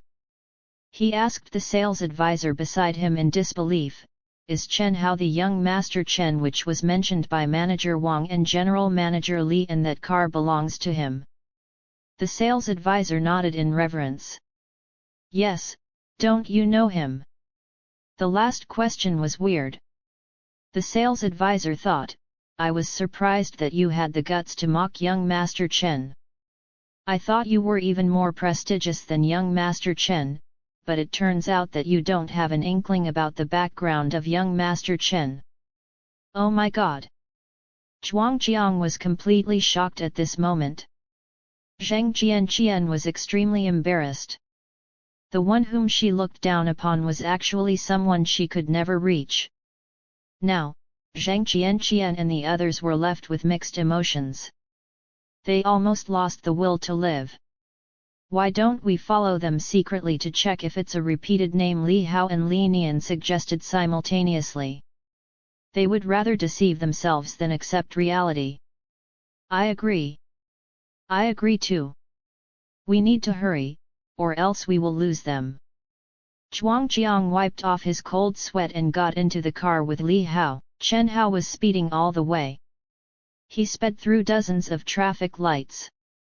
Finally, he arrived at the abandoned building mentioned by Ning Fan. The building was desolate. Only a few levels were built before it was abandoned due to the geography of the land. It was an issue because behind the building was where the lower reaches of Jinling's city moat meets. The current was extremely rapid. Long ago, the foundation on which the building was built was distant from the river. However, due to the leaching of the soil into the river, the water level had risen to the foundation. The building became dilapidated and the project had to be halted. Chen Hao read about this place in the news once. Chen Hao, you arrived early. Suddenly, a voice came from the top of the building. It was Ning Fan. He was looking down at Chen Hao from above. Chen Hao was filled with rage. He did not answer Ning Fan and ran to the top floor instead. Ning Fan was still wearing a duckbill cap. He was darker and sturdier than before, with stubble on his face. He looked like a city savage. Beside him, Su Tongzin was tied up tightly and her mouth was gagged with tape. Su Tongzin shook her head at Chen Hao frantically. She wanted to convey her message. Why are you so foolish? Why did you come? Hurry and leave now. Let her go. How much money do you want? I can give them to you. Chen Hao said indifferently.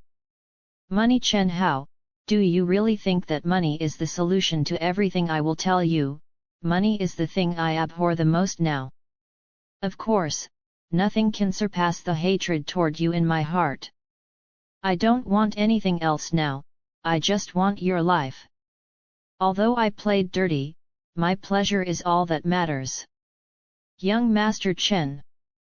From the chat between me and your girlfriend earlier, I realized that your girlfriend did not have an inkling of your real identity.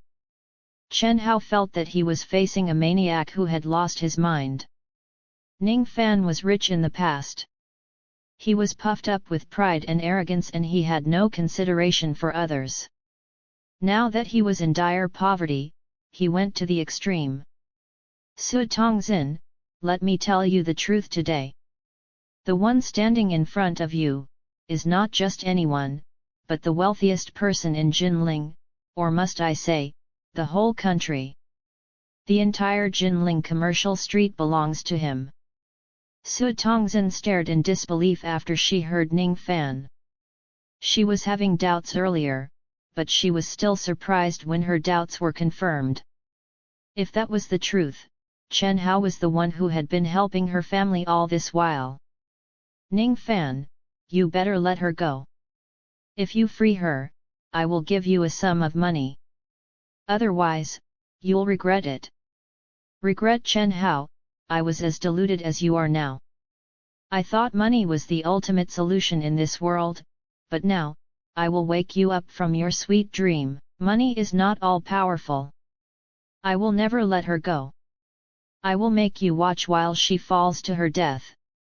Ning Fan's emotions were out of control after he shouted. He grabbed Su Tongzin and was about to push her off the building. Buzz! At this very moment, there were roars coming from the sky, intense and rapid. Ning Fan, who went berserk, could not believe what he saw. Even Chen Hao was stunned. Around 20 to 30 black helicopters had appeared and they were positioning themselves around the building. They hovered across the sky rapidly and surrounded the building. Immediately after that, the helicopters shot numerous large nets and the nets connected with each other. It was a spectacular sight. If anyone jumped from the building, they would be caught in the nets. Chen Hao! You! Ning Fan was outraged and almost spat a mouthful of blood after he saw this sight. Money was not almighty. Ning Fan could understand this sentence profoundly now. He wanted to prove to Chen Hao, who was an extremely rich person, that he was right. But he did not anticipate that this would happen. More than 20 helicopters. Only 20 minutes had passed since Chen Hao arrived, and it was only 40 minutes ago when he called Chen Hao. From where did he assemble this many helicopters? It was impossible to die with the nets surrounding the building now even if they jumped. Chen Hao was shocked as well. He did not expect that the message he received from Li Zhenqiu on the way here could bring such a jaw-dropping effect. Young Master Chen, please don't act rashly. You just need to buy some time, just 30 minutes is sufficient. Everything will be fine. Li Zhenqiu had always handled issues steadily. There was no reason for Li Zhenqiu to lie to him in this situation. Hence, Chen Hao trusted him. It had been more than 40 minutes since Chen Hao made his way to this building. Chen Hao had not surrendered, but he did not expect that sending more than 20 helicopters here was the solution which Li Zhenqiu mentioned. Chen Hao was dumbfounded by the stupendous sight. Ouch! Ning Fan, who was lost for reaction, suddenly yelped in pain. He covered his neck and collapsed onto the floor with his whole body trembling. Even at this point, he was glaring at Chen Hao with his red eyes, refusing to resign to his defeat.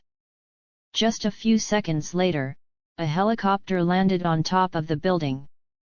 Li Zhenqiu rushed down from the helicopter. Young Master Chen, you must be frightened. Li Zhenqiu said hastily. He was indeed frightened. Nonetheless, Chen Hao hurried to loosen the rope on Su Tongzin. He then walked toward Li Zhenqiu. Zhenqiu, did you assemble all these helicopters? Chen Hao asked in surprise. Yes, I employed the ultimate support force of the family. I was worried that you might be in danger today.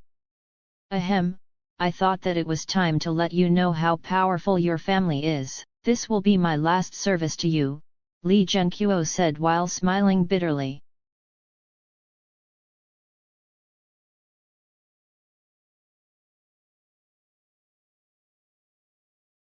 Chapter 80. Shocking news. Chen Hao and Su Tongzin were slightly frightened, but they were safe. As for Ning Fan, he was turned over to the police. Presently, at the bottom of the building, Zhuangjiang, Li Hao, and the rest had arrived.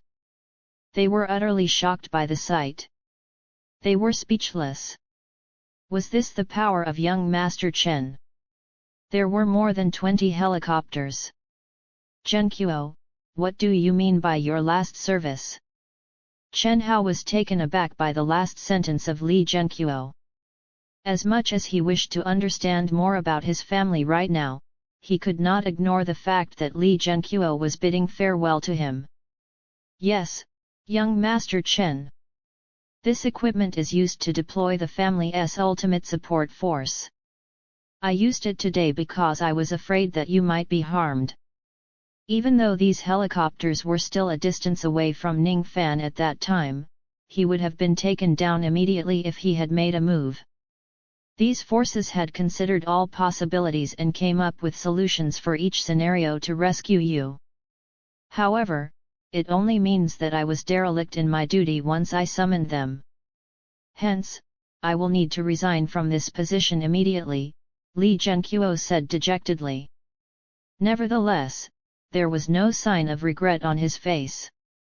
To be honest, Chen Hao felt that he was to be blamed because he was the reason that this whole incident happened. His sister was right about never showing any mercy toward an enemy, but he did not take it seriously at that moment. This incident proved that she was right.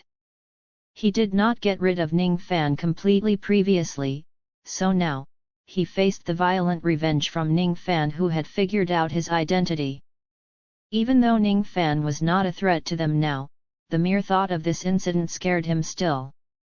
If he had not bought enough time, Su Tongzin, who was innocent, would have been dead because of him. Even so, he implicated Li Zhenqiu to resign. Zhenqiu, you don't have to resign. I'll explain this to my sister. Chen Hao said. Right at this moment, his elder sister, Chen Xiao, called him. Chen Hao, are you all right? I hope you are not frightened, Chen Xiao said in a concerned tone. Sister, how did you get the news so fast? Of course. The ultimate support force was deployed, so how could I not know? You have to act with more caution in the future. I got it. And sister, can Li Zhenqiu stay? He did it to save me after all, Chen Hao asked promptly. Impossible. He did not complete the mission I gave him. According to the family rule, he has to resign. It was his job to save you with his life. Chen Xiao said in an overbearing manner. Li Zhenqiu, who was beside Chen Hao, heard him clearly. He was grateful to Chen Hao. At the same time, he did not feel the least bit angry toward Chen Xiao. Instead, he was even more reverent toward Chen Xiao. Indeed, whatever he had now was granted by the Chen family. Even his life was saved by Chen family, and they made him into what he was today. But he failed to ensure the young master's safety, and he did not get rid of the hidden threat. He let them down by defaulting in his duty. Well, I can't retain Li Zhenqiu, but you can take him in if you want. The family rule did not forbid others from assigning him a new job. Chen Xiao thought that Chen Hao would feel guilty if Li Zhenqiu was fired because of him, so she gave a suggestion. Really? Chen Hao was delighted. Yes, provided that you build your own business. Otherwise, he won't be able to stay. Once you set up a company, you may employ Li Zhenqiu to help you. That's the only way. No problem. Chen Hao was relieved that Li Zhenqiu did not have to leave. Right now, Li Zhenqiu was overwhelmed by his gratitude toward Chen Hao. Young Master Chen. Li Zhenqiu could not find any words to describe how grateful he was. He could only utter these 3 words sincerely from his heart. Young Master Chen was not obliged to speak for him, but young Master Chen was willing to plead on behalf of someone like him. Li Zhenqiu felt that he was unable to repay his kindness. Henceforth, Chen Hao would be the direct superior of Li Zhenqiu. Li Zhenqiu walked beside Chen Hao, preparing to tell him about his family. Young Master Chen, we seized a few furtive people downstairs. What should we do about them? A man in black approached Chen Hao. Let me have a look. Chen Hao nodded. Downstairs. Let us go. We are Chen Hao's classmates. You can't kill us. Li Nian wailed. He was still shocked by the spectacular scene earlier. He was afraid that they might kill him. Exactly. Did you know that I almost became Chen Hao's girlfriend? How dare you treat me rudely? Zhang Jianqian also shouted. Just a few moments ago on the top of the building, they witnessed how respected Chen Hao was. They were greatly floored. Zhuangjiang, Li Hao and the rest behaved themselves at once. Their faces went pale in fright. Let them go. Chen Hao was coming down the stairs. Didn't you hear him? Let us go at once. Zhang Jianqian screamed. Chen Hao was really the young Master Chen of Jinling City, the one who owned Jinling Commercial Street. My God, this was incredible. She was too surprised. Zhang Jianqian felt that she was on cloud 9. Chen Hao. Chen Hao. I always knew that you were different from all these people. I was wrong in the past, I really was. I have been trying to get your attention by constantly mocking you, but I did that because I like you, even though you don't like me. Zhang Jianqian dashed toward Chen Hao and wormed herself into Chen Hao's favor. Chen Hao felt goosebumps all over his body. What?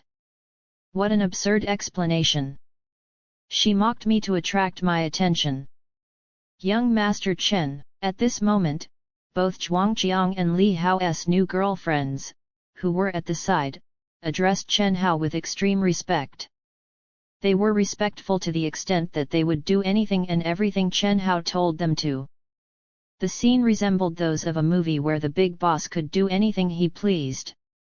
However, some wicked ideas flashed across Chen Hao's mind only a split second.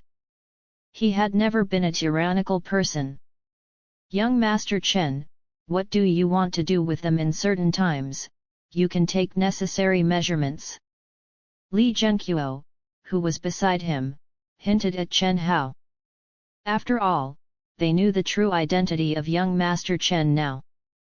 No. Young Master Chen, I mean, Chen Hao, you are still that poor Chen Hao. We don't know you, and we have absolutely forgotten about the incident today.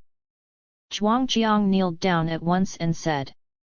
He was the cleverest among them, so he immediately understood what Li Zhenqiu meant. Yes, we don't know that you are young Master Chen. Li Hao and Li Nian claimed loudly. It would be great if all of you can forget what happened today. It will prevent troubles in the future. Chen Hao said calmly and left. Since they promised to keep whatever happened today a secret, Chen Hao would not get rid of them just because they knew his identity. The incident today was over without any harm befalling anyone. Li Zhenqiu told Chen Hao about his family in private.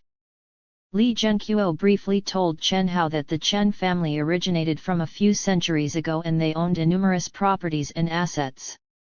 This caused the Chen family to establish a long list of family rules, and the procedures to inherit the Chen family business were even more tedious.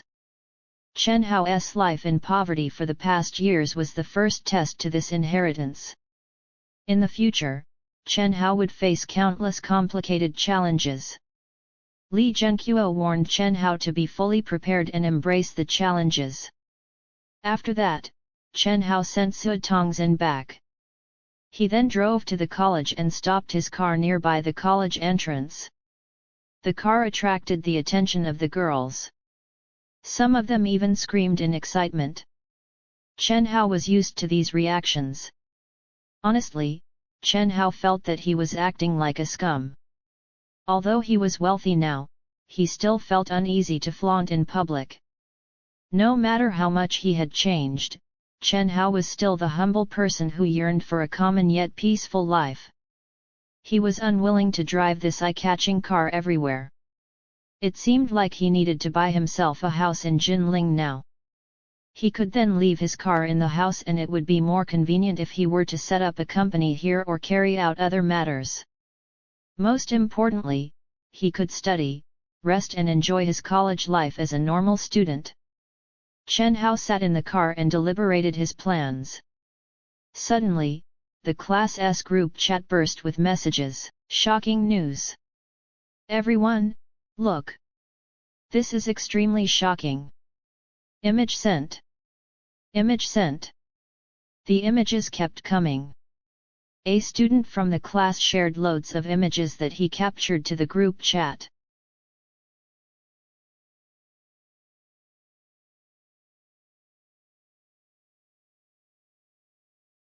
Chapter 81. Battle of the New Star Anchor of Live Stream. Over 10 images were shared to the group chat. These images created a huge stir in the group chat. Unbelievable! These images must be fake, they must be photoshopped.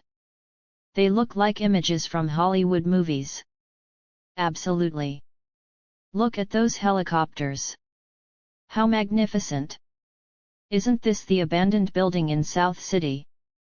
Why did so many helicopters fly there and surround the entire building? They were discussing intensely in the group chat. I am not clear of the actual situation. We were on our way to that area for a picnic when we took these photos. These photos did not capture the real atmosphere. You should experience it at the actual scene. It was extremely spectacular. Amazing! Do you have a video of it? I did not dare to record it. There were many people securing the building. I was afraid that they might notice me, so I just took a few photos and left. That's too bad. Everyone was discussing it. At this moment, their tutor Meng Keru, who had not said anything, suddenly interrupted, "This is true. Many people captured the photos of these helicopters flying in teams toward South City in the afternoon. But all these pictures vanished from the internet in less than an hour. These are not military helicopters. They look like private ones. Someone mentioned that these helicopters were welcoming a young master. Damn! Damn! Damn! The group chat was even more heated. Which young master? How wealthy is he? Chen Hao was scrolling through the pictures in his car. A bitter smile appeared on his face. These helicopters came for me. If I exposed my identity, how would they react? It would surely be wickedly interesting. At this time, Meng Keru added, "Guys, don't obsess over it. Oh, and don't forget that Han Siyu's battle for the same city popular star chart will start in 1 hour. All of you are her classmates, so we should support her with our presence if we can't offer her monetary support. Look at Han Siyu, who is already earning over 10,000 a month even before she graduates. I will watch the live stream of Siyu this afternoon." "Alright, miss. No problem. We will give our fullest support." Everyone showed their support. "Thank you everybody, lots of kisses to all of you. If I can reach a high position in the battle chart, I will treat everyone to a meal. Love you, my darlings." Han Siyu sent a voice message to the group chat. All the dramatic classmates howled at the sweetness of her voice. Chen Hao also secretly placed his phone to his ear and listened to the coquettish voice of Han Siyu in the car. At the same time, the image of Han Siyu with fair skin and delicate face appeared in his mind. She was indeed extraordinarily beautiful. Although Han Siyu despised Chen Hao to the extreme, it was undeniable that he was attracted to this beautiful girl. Since everyone will be supporting her, I will join them too. Anyway, I still have some 100,000 in the same city live streaming app. It would be a waste to not spend it since the money is not retrievable. Chen Hao, are you there? Meng Keru suddenly mentioned Chen Hao. Chen Hao immediately replied to her. Since you are not able to support Han Siyu's live stream, why don't you gather the underprivileged group in our class to help me move my stuff? I will be waiting for you guys at the west entrance. Shit! Chen Hao was furious when he saw this message. Meng Keru was just 25 years old. She was a new tutor who had just graduated from college. Usually, she despised the poor and curried favor with the rich. She liked to mingle with the wealthy students, and she was more of a friend than a tutor to them. However, she was stern toward Chen Hao and the other poor students, always acting like a strict tutor to them. The underprivileged group, as the name suggested, was formed of 5 or 6 poor students in the class. Sadly, Chen Hao was the group leader of the underprivileged group because he was the poorest, yet the most gullible. Also, he did most of the tasks in the group. Hence, Meng Keru picked him as the group leader. Presently, even though Meng Keru knew that Chen Hao won a lottery and could afford to pay for the tuition fee, she still thought of Chen Hao as a poor student because she was so used to him being poor. When a person had been poor all this while, others would still think that the person was poor although the person might have become wealthy. Meng Keru was a typical example of that because to her, Chen Hao did not seem like someone wealthy. Chen Hao agreed at last despite the fact that he was furious. What do I tell her if I refuse to help? Chen Hao mentioned all the members in the underprivileged group chat and informed them to gather at the west entrance. He then parked his car to a concealed place and went to the west entrance. Chen Hao, why does the tutor always ask us to move stuff around? Exactly. And Chen Hao, didn't you win the lottery and became wealthy? Why are you still the leader of the underprivileged group? The group had only 5 members including Chen Hao. 3 of them were boys and 2 were girls. The boy named Wang Yu was skinny and weak. He had tan skin. He usually did not talk much and was always studying. One of the girls was named Hao Lanlan. She wore glasses, had fair skin and a small build, but she seemed astute. Even so, due to their background of poor families, they were self-abased. They felt like they were inferior compared to other students. Hence, they were always quiet. They only talked when they were with Chen Hao. It was not because they looked down upon Chen Hao, but because they felt like they were from the same world. Chen Hao understood Wang Yu and Hao Lanlan were expressing their anger because he was insulted in the Class S group chat. Chen Hao did not say anything, although he was also mad. Perhaps he should find an opportunity to give Meng Keru a lesson. Is everyone here? Hao Lanlan, go to my new lecturer room together with Li Lan and wash the wiping cloths. Chen Hao, Wang Yu, and you, the three of you stay here and move my furniture together with the workers. Follow the instructions of the workers for every matter. Be careful not to damage my furniture. Meng Keru was about to leave after she finished giving instructions. At this moment, she received a call. She answered the call in detest. Zhang Menglian, what do you want? How many times do I have to tell you that I did not report you to the head of department? You should look for the real culprit. Why did you have to? You are the bitch. Watch your mouth. You and your whole family are bitches. I can even be the lover of your husband. Meng Keru exploded just after a few sentences of conflict. Clearly, the caller hurled insults through the phone.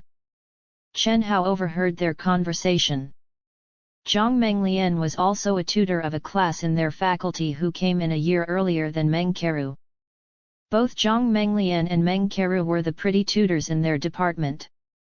Two people of the same quality could not tolerate each other's existence in the same area. Hence, it was natural for them to get into arguments frequently. Not to mention that Zhang Menglian was now married to a wealthy man. She was slightly ahead in every aspect compared to Meng Keru. The frequency of their rows had increased. Meng Keru must not have felt satisfied even after shouting down the phone.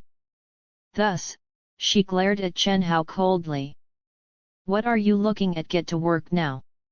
She left furiously after this sentence.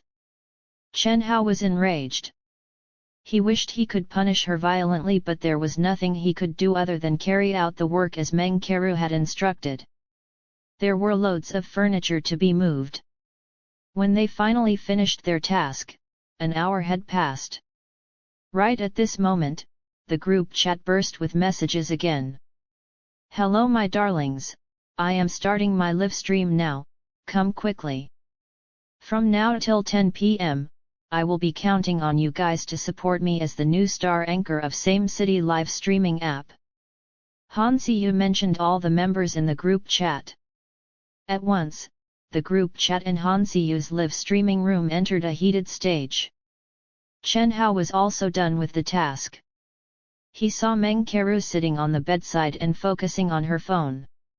After Chen Hao settled down on a sofa, he entered the live streaming room of Han Siyu as well.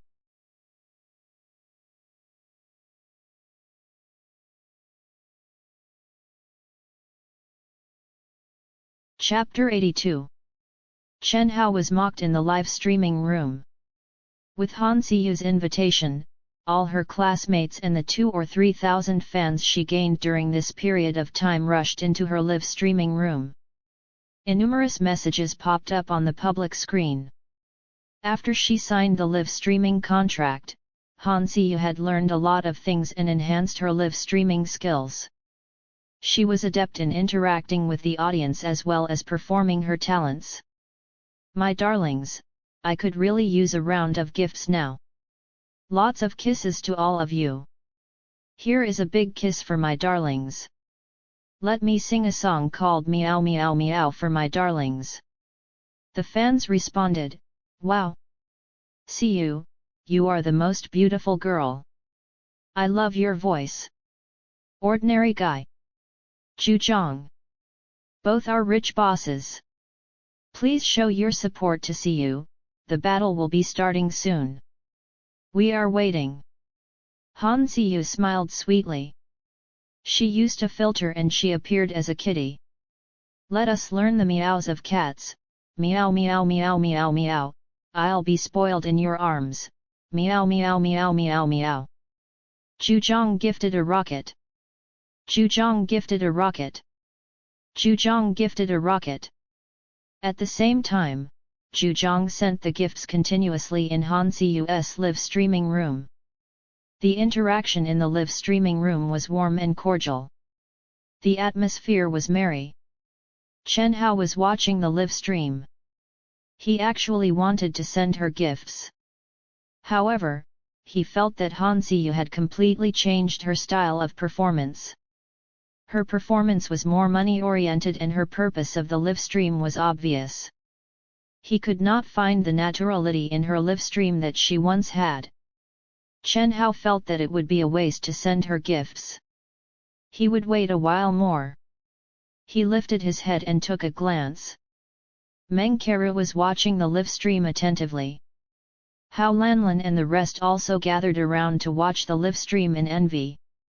After all, most girls were vain. They would of course be envious. As for Chen Hao, he felt that Han Ziyu's live stream was boring. He left the live streaming room and entered another female anchor's room. He came across Zhou Qiao's room. This female anchor had an audience of almost 10,000 people. She was undeniably beautiful. No wonder she had a huge army of fans supporting her.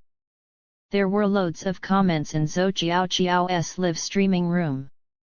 At this moment, she was looking into the camera and retouching her makeup without uttering a word or interacting with the fans. Nearly 10,000 people were watching Zhou Qiao while she put on her makeup. When will you start performing? Chen Hao typed on the public screen. He was looking forward to seeing this beautiful girl dance and sing. Chen Hao was a member of this live streaming app. Thus, his comments were emphasized on the public screen, and Zhou Qiao's live streaming screen trembled. The one named Ordinary Guy, are you blind? Unexpectedly, Zhou Qiao frowned and bashed Chen Hao. Her attitude was extremely rude. Can't you see that I'm putting on my makeup? Stop prompting. Stay if you want to watch, or else you can leave. Zhou Qiao scoffed coldly. Don't think that you are so awesome just because you bought a membership. I have seen many types of members and I absolutely hate people who are bossy just because they topped up some money. Furthermore, she had many VIP fans supporting her. These normal fans were nothing to her. I was just asking. Aren't you an anchor? Shouldn't you be showing some talent? Chen Hao was furious. Who would not be angry if they came to enjoy a live stream but were scolded instead? However, Chen Hao was muted by the admin of the room right after he commented. Get lost. Show my ass. Ordinary Guy, do you think that you can boss people around just because you have a membership? The admin berated bluntly. At this moment, Zhou Qiao had finished touching up her makeup. She replied, nowadays, some losers on the internet think that they can show off and become somebody once they top up some money. It might be useful to those newbies, but it doesn't work on me. Get lost. How funny. Qiao is angry. This Ordinary Guy is such a clown. Doesn't he know that Qiao is now the most popular anchor in same city live streaming app? Exactly, Qiao has over 10 VIP fans. I heard that they were the bosses of Jinling City. Even Zhuang Yuan, who is the first on the chart, has a Land Rover Range Rover. All the fans commented to flatter Zhuang Yuan. Zhuang Yuan typed, what happened, Qiao? Are you lacking gifts? I reloaded 100,000, and I will surely cheer you up today. You can just kick this poor loser out of the room. Zhuang Yuan is here. Zhou Qiao immediately pushed her makeup to one side once she saw Zhuang Yuan's comment. Her actions were lively and adorable. Zhuang Yuan, I was so upset. I thought you've abandoned me. Zhou Qiao said cutely. I would never. How could I miss your live stream? Okay. While Zhou Qiao was speaking with an alluring smile, she clicked her mouse. Swoop. Chen Hao was sent out of the room. Shit. Chen Hao could not take it and sweared. He was enraged. He was utterly furious and frustrated. He was just trying to enjoy a live stream. Why was it so difficult? He only said 2 sentences and the female anchor had kicked him out after they were done insulting him. He might be the first in history to be kicked out after topping up over 100,000 in this app. He would have let it go in the past, but now that Chen Hao was using another identity, ordinary guy, he was still treated cruelly. He could not hold it in anymore. Should he top up some money and make them pay for their actions? That would be too easy. To be honest, when he was helping Han Ziyu with her live stream, he had thought of something. He was considering his potential business developments. His sister had given him early warnings that he needed to manage everything himself in the future. Hence, Chen Hao was considering investing in small businesses for practice and to enhance his experience. Presently, Chen Hao had no knowledge about the markets of real estate and commercial street, but he was familiar and knowledgeable about the internet. He wanted to try investing in a live streaming platform. However, his consideration was halted due to the incident of Su Tongxin. But now, this would be a great opportunity to kill 2 birds with 1 stone. Chen Hao then sneaked into the bathroom and called Li Zhenqiu. He informed Li Zhenqiu that he wanted to utilize a sum of money to invest in a live streaming platform. Of course, Li Zhenqiu did not oppose his request and even promised that it would be done within an hour. Chen Hao got out of the bathroom and saw Wang Yu and the rest were watching the live stream with concentration. Chen Hao, Chen Hao. The battle has begun. Han Ziyu is such a professional. Her gifts have exceeded 20,000. She even defeated 2 other female anchors. Wang Yu said excitedly. Chen Hao nodded and re-entered Han Ziyu's live streaming room. Han Ziyu was elated. She had been winning since the battle began and the gifts from the supporters were increasing tremendously. She was extremely satisfied. Kisses to all my darlings. I love all of you. Just hang with me for another round and I will be promoted to the next stage. Han Ziyu exclaimed delightedly. Victory is yours. The fans chanted consistently. The rules of the live stream battle were simple. 2 pretty female anchors would carry out a video call on the same screen and there would be a bar below each of them, displaying the number of gifts they received.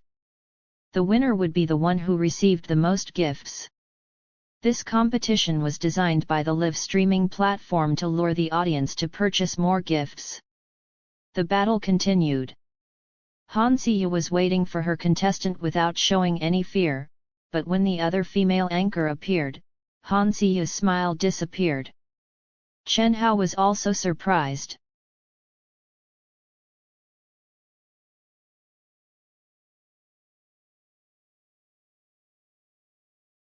Chapter 83.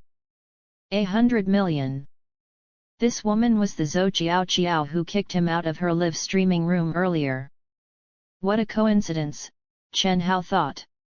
Normally, Zhou Qiao, who was a much more popular anchor, would not be battling with Han Ziyu.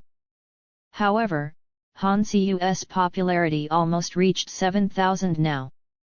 Hence, both of them were grudgingly paired together by the system. Even so, Han Ziyu knew that Zhou Qiao was more professional.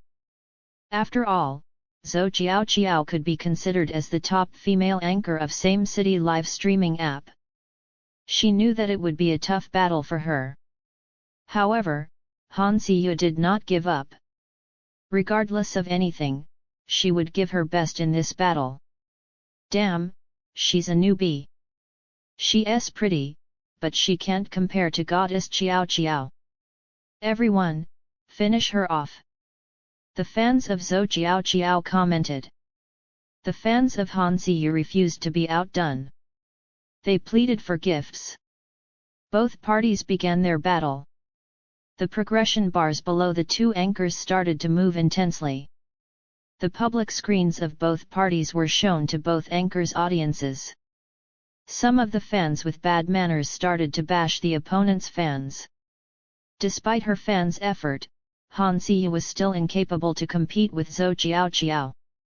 In just 2 minutes, her progression bar had lagged far behind Zhou Qiao Qiao's.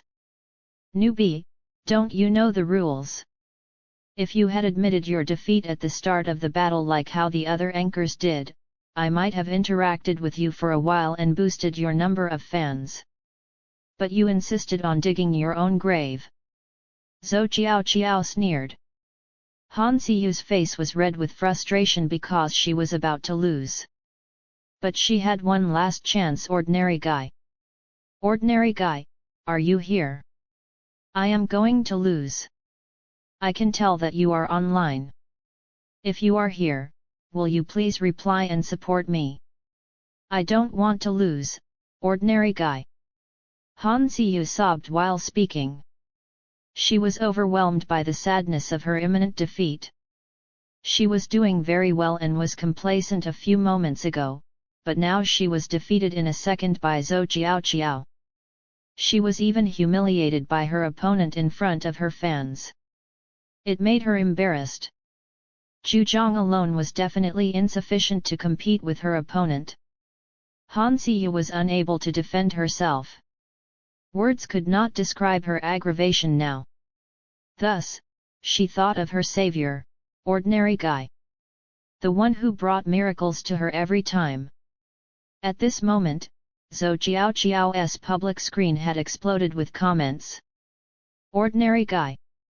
I clicked on his profile. I think he is the same ordinary guy who was kicked out by Qiao Qiao just now. Yes, that's him. My God, he came here to show off. Pathetic. Hey, faker, do you have the guts to battle our Zhuang Yuan? We'll show you what a real wealthy person is. The fans of the opponent were clamoring. Newbie, nothing will change even if you cry your eyes out. Let me tell you, this ordinary guy whom you called a wealthy person was kicked out from my room by me earlier. He just came to you as an alternative. He wouldn't dare to talk in front of me now. Zhou Qiao Qiao gave a contemptuous look. Han Siyu almost suffocated from her anger. She had never been this ashamed before. Who is ordinary guy? Chen Hao was about to request to unmute his microphone so that he could blast out, but Meng Keru had walked in with her slippers and asked. I know. Miss Meng, ordinary guy is Han Siyu's earliest VIP fan. It was ordinary guy who made it possible for Han Siyu to earn over 10,000 a month for the first time. He is extremely rich. Wang Yu said. You call spending a mere 20,000 rich?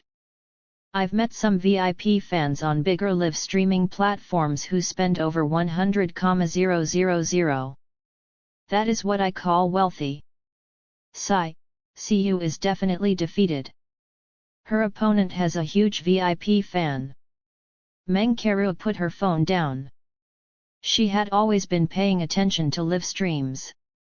She knew that this was a career where anyone pretty could make huge earnings. Some could even become famous. Hence, many girls could not resist the temptation of live streaming. She responded to Wang Yu calmly. She suddenly spotted Chen Hao who was at the side. Chen Hao, who allowed you to sit on my new sofa? Get up now. Meng Keru just realized that the others were sitting on stools. Only Chen Hao was comfortably sitting on her new sofa. This set of sofas was rather expensive. It costs more than 10,000 per set. She was not willing to let someone like Chen Hao sit on it. Chen Hao was frightened by Meng Kara's shout. Isn't this just a sofa? Why can't I sit on it? But he knew that Meng Kara despised him. Hence, Chen Hao did not waste his time to argue with her. He stood up and shifted to another place. Hao Lanlan, Wang Yu, and the rest can go back now. There's just some cleaning left anyway. Chen Hao can handle it alone. Chen Hao, don't defy me. I'm not picking at you, but I'm doing this for your own good. Look, although you became rich after you won a lottery, how long will it last? Look at your attitude now. You aren't as hard-working and studious as before. Hao Lanlan and the others are always studying very hard. So, I am worried about you. I'm afraid that you might fail in your life later on if you continue with your attitude. Do you know what it means to fail in your life? Meng Kara said in a scornful tone. She had always been like this. She was obviously picking at him. However, she would always have a reason to do so. Meng Kara was well known for despising poor students and currying favor with the rich. She abhorred Chen Hao, who was initially poor but became rich all of a sudden because of his luck. She was jealous of his fortune and often wondered why she was not as lucky as Chen Hao, who was looked down upon by everyone. Meng Kara's thoughts were apparent although she did not say a word.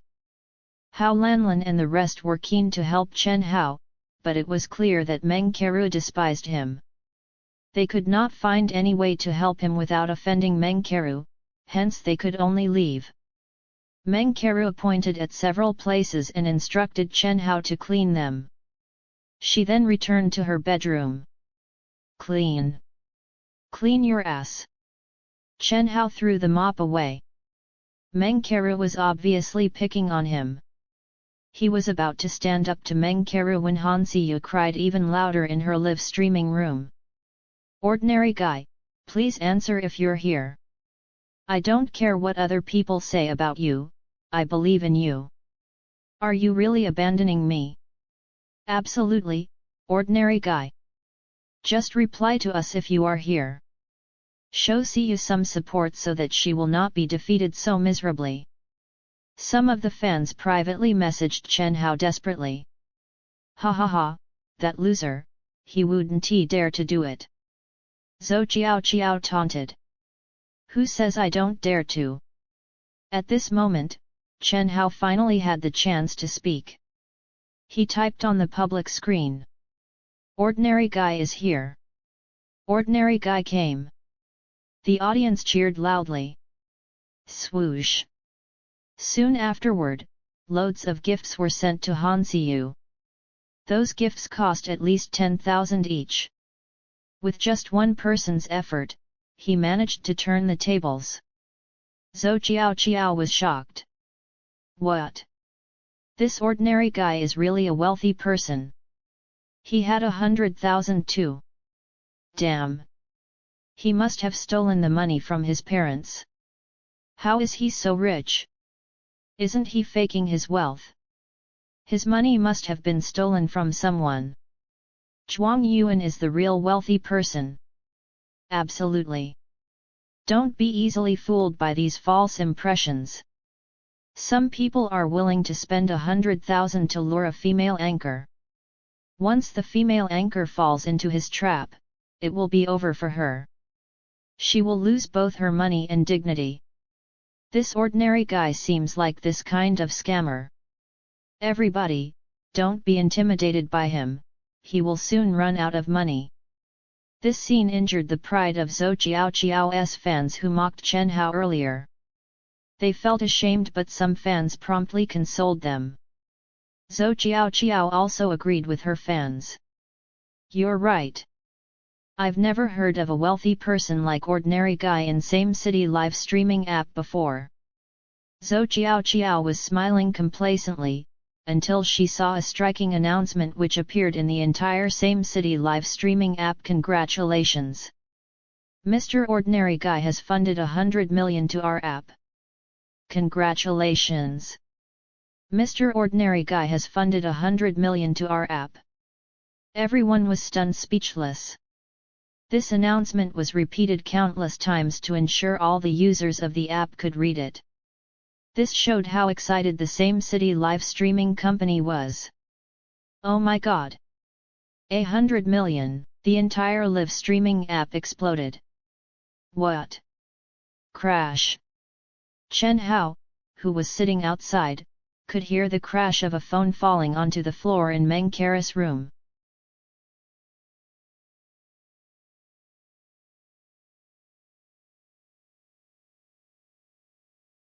Chapter 84. This crisis is from our department. 100 million. Everyone was truly stunned after reading the official announcement. Zhou Qiao was consoling herself and preparing to persuade Zhuang Yuan to send her more gifts. Zhuang Yuan had only spent 10,500 during the battle just now. The total gifts she received were estimated to be around 30,000. But Ordinary Guy was giving gifts by the 10,000s. On top of that, he had just funded 100 million to this live streaming platform. He was even mentioned in the official announcement. He was none other than the Ordinary Guy whom she kicked out. Zhou Qiao was filled with regret. He funded 100 million. He was the actual crisis. He must have been fascinated by my beauty when he came to my live streaming room. Thus, he was tactfully asking me when I would be starting my performance. But why did I mock him? I even said that he was blind. He was sincerely looking forward to my performance.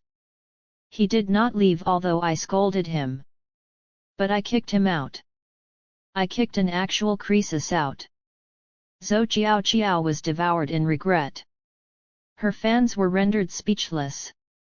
They were brutally proven wrong. It felt like a knife was stabbed straight into their hearts. Why did they think that they were qualified to mock him? They could never compare to him. Meng Kara was shocked by the huge sum of money. She could not believe that the one who had been supporting Han Siyu was a billionaire. He could even be a trillionaire. He was spending extravagantly. To be frank, Meng Kara was jealous of her student. She felt that she was prettier and sexier than Han Siyu, but she couldn't understand why she could not find favor with these wealthy people. She felt that her life was unfair. Chen Hao looked at the messages on the public screen and smiled. He felt indifferent. The only emotion he felt was surprise. He was surprised that Li Zhenqiu invested 100 million. But with further consideration, he understood. This amount was nothing to his sister. Even 100 million was a small amount in Li Zhenguo's eyes. Well, what had been done was done. With some improvements, this live streaming platform might earn him a fortune, doubling 100 million to 200 million. Afterward, same city live streaming platform was buzzing with activity. The news of a wealthy person funding 100 million to the app was spread through the app's forum and other information forums. Han Siyu had become even more famous due to this news. New audience kept rushing into her live streaming room and it was very packed. In same city live streaming app, 10,000 popularity would make an anchor a star anchor. But now, Han Siyu's popularity had nearly reached 50,000. Han Siyu was overwhelmed with joy and jumped around during her live stream. She was in euphoria. Her VIP fan, Ordinary Guy, became the biggest investor of same city live streaming platform. She almost exploded with pride. Ordinary Guy, which class of the literature faculty are you in? May I know your name? Damn! I didn't know our literature faculty had a crisis. He is so rich. Who could he be? Previously, during a live stream, Chen Hao mentioned that he was in the same faculty as Han Siyu, which was the literature faculty. Han Siyu tried to figure out his identity, but she failed. But now, he was famous.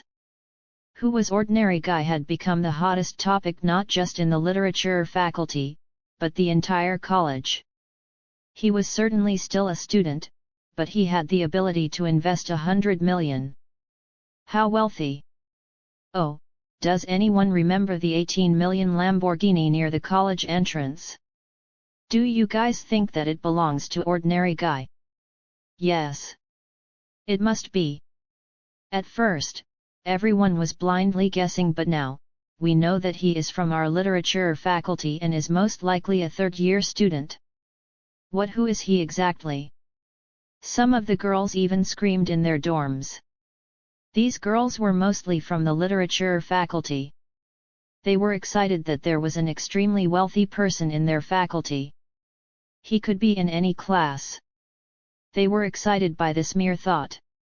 Some even called their boyfriends to inquire about their family backgrounds. They wanted to find out if their boyfriend was ordinary guy. If any of their boyfriends were ordinary guy, didn't it mean that one would, unfortunately, if did not exist. In the campus ground. Wang Yang, Wai Wei, have you heard the news? There is a crisis in our faculty. I just got the news. Who could he be? Zhang Weiwei was also anxious to find the crisis. She was still single. It would be great if they could meet before graduating, even better if they could fall in love with each other.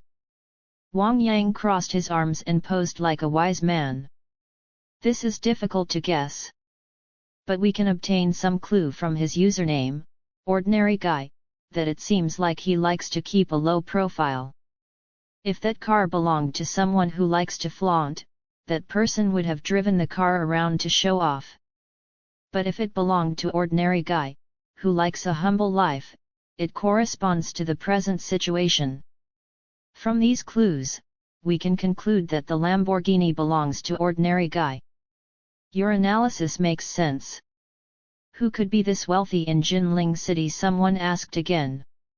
Wang Yang smiled bitterly and sighed. I'm not sure about this. There are still many covered wealthy people in Jinling. Everyone sighed.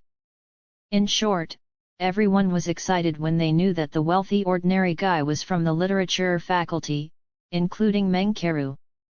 Chen Hao was listening at the side when Meng Keru lied to Han Siyu. She said that she might know ordinary guy and even asked for the new WeChat ID he gave to Han Siyu. This scene left Chen Hao with mixed feelings. As expected, the reality was that everyone loved money. One could be significant because of wealth. Without it, one was just nobody. Perhaps he wanted to take revenge on Meng Keru. Thus, Chen Hao wickedly logged into his new account and accepted Meng Keru's friend request. Hi, ordinary guy. I heard that you're from our faculty. I am CUS tutor and a teacher of our faculty. Have you met me before? The text was followed by a smiley face. As soon as he accepted her friend request, Meng Keru messaged him. I've met you before. Really? Wow, I'm excited. Well, which class are you in? Chen Hao replied with question marks, indicating that he couldn't possibly tell her. Meng Keru responded, oh wait, I've forgotten that you can't tell.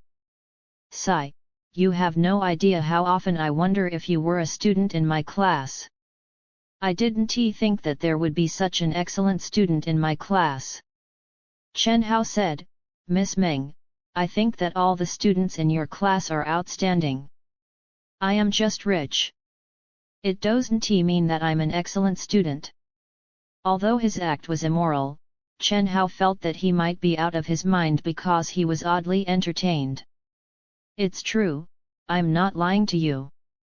There isn't anyone outstanding in my class, let alone someone as wealthy yet humble like you. But there are a few poor students. There's one who is extremely poor. Fuck. Chen Hao cursed under his breath. Chen Hao genuinely wanted to lash out at her. The student who was extremely poor was absolutely him. In Meng Keru's heart, he was not only economically poor, but also mentally poor. Everything about him was poor. To be honest, if he really scolded her, Meng Keru might even feel happy. Chen Hao thought about it and decided to let it go. He should control himself. Slap. While he was deep in his thoughts, his head was suddenly slapped.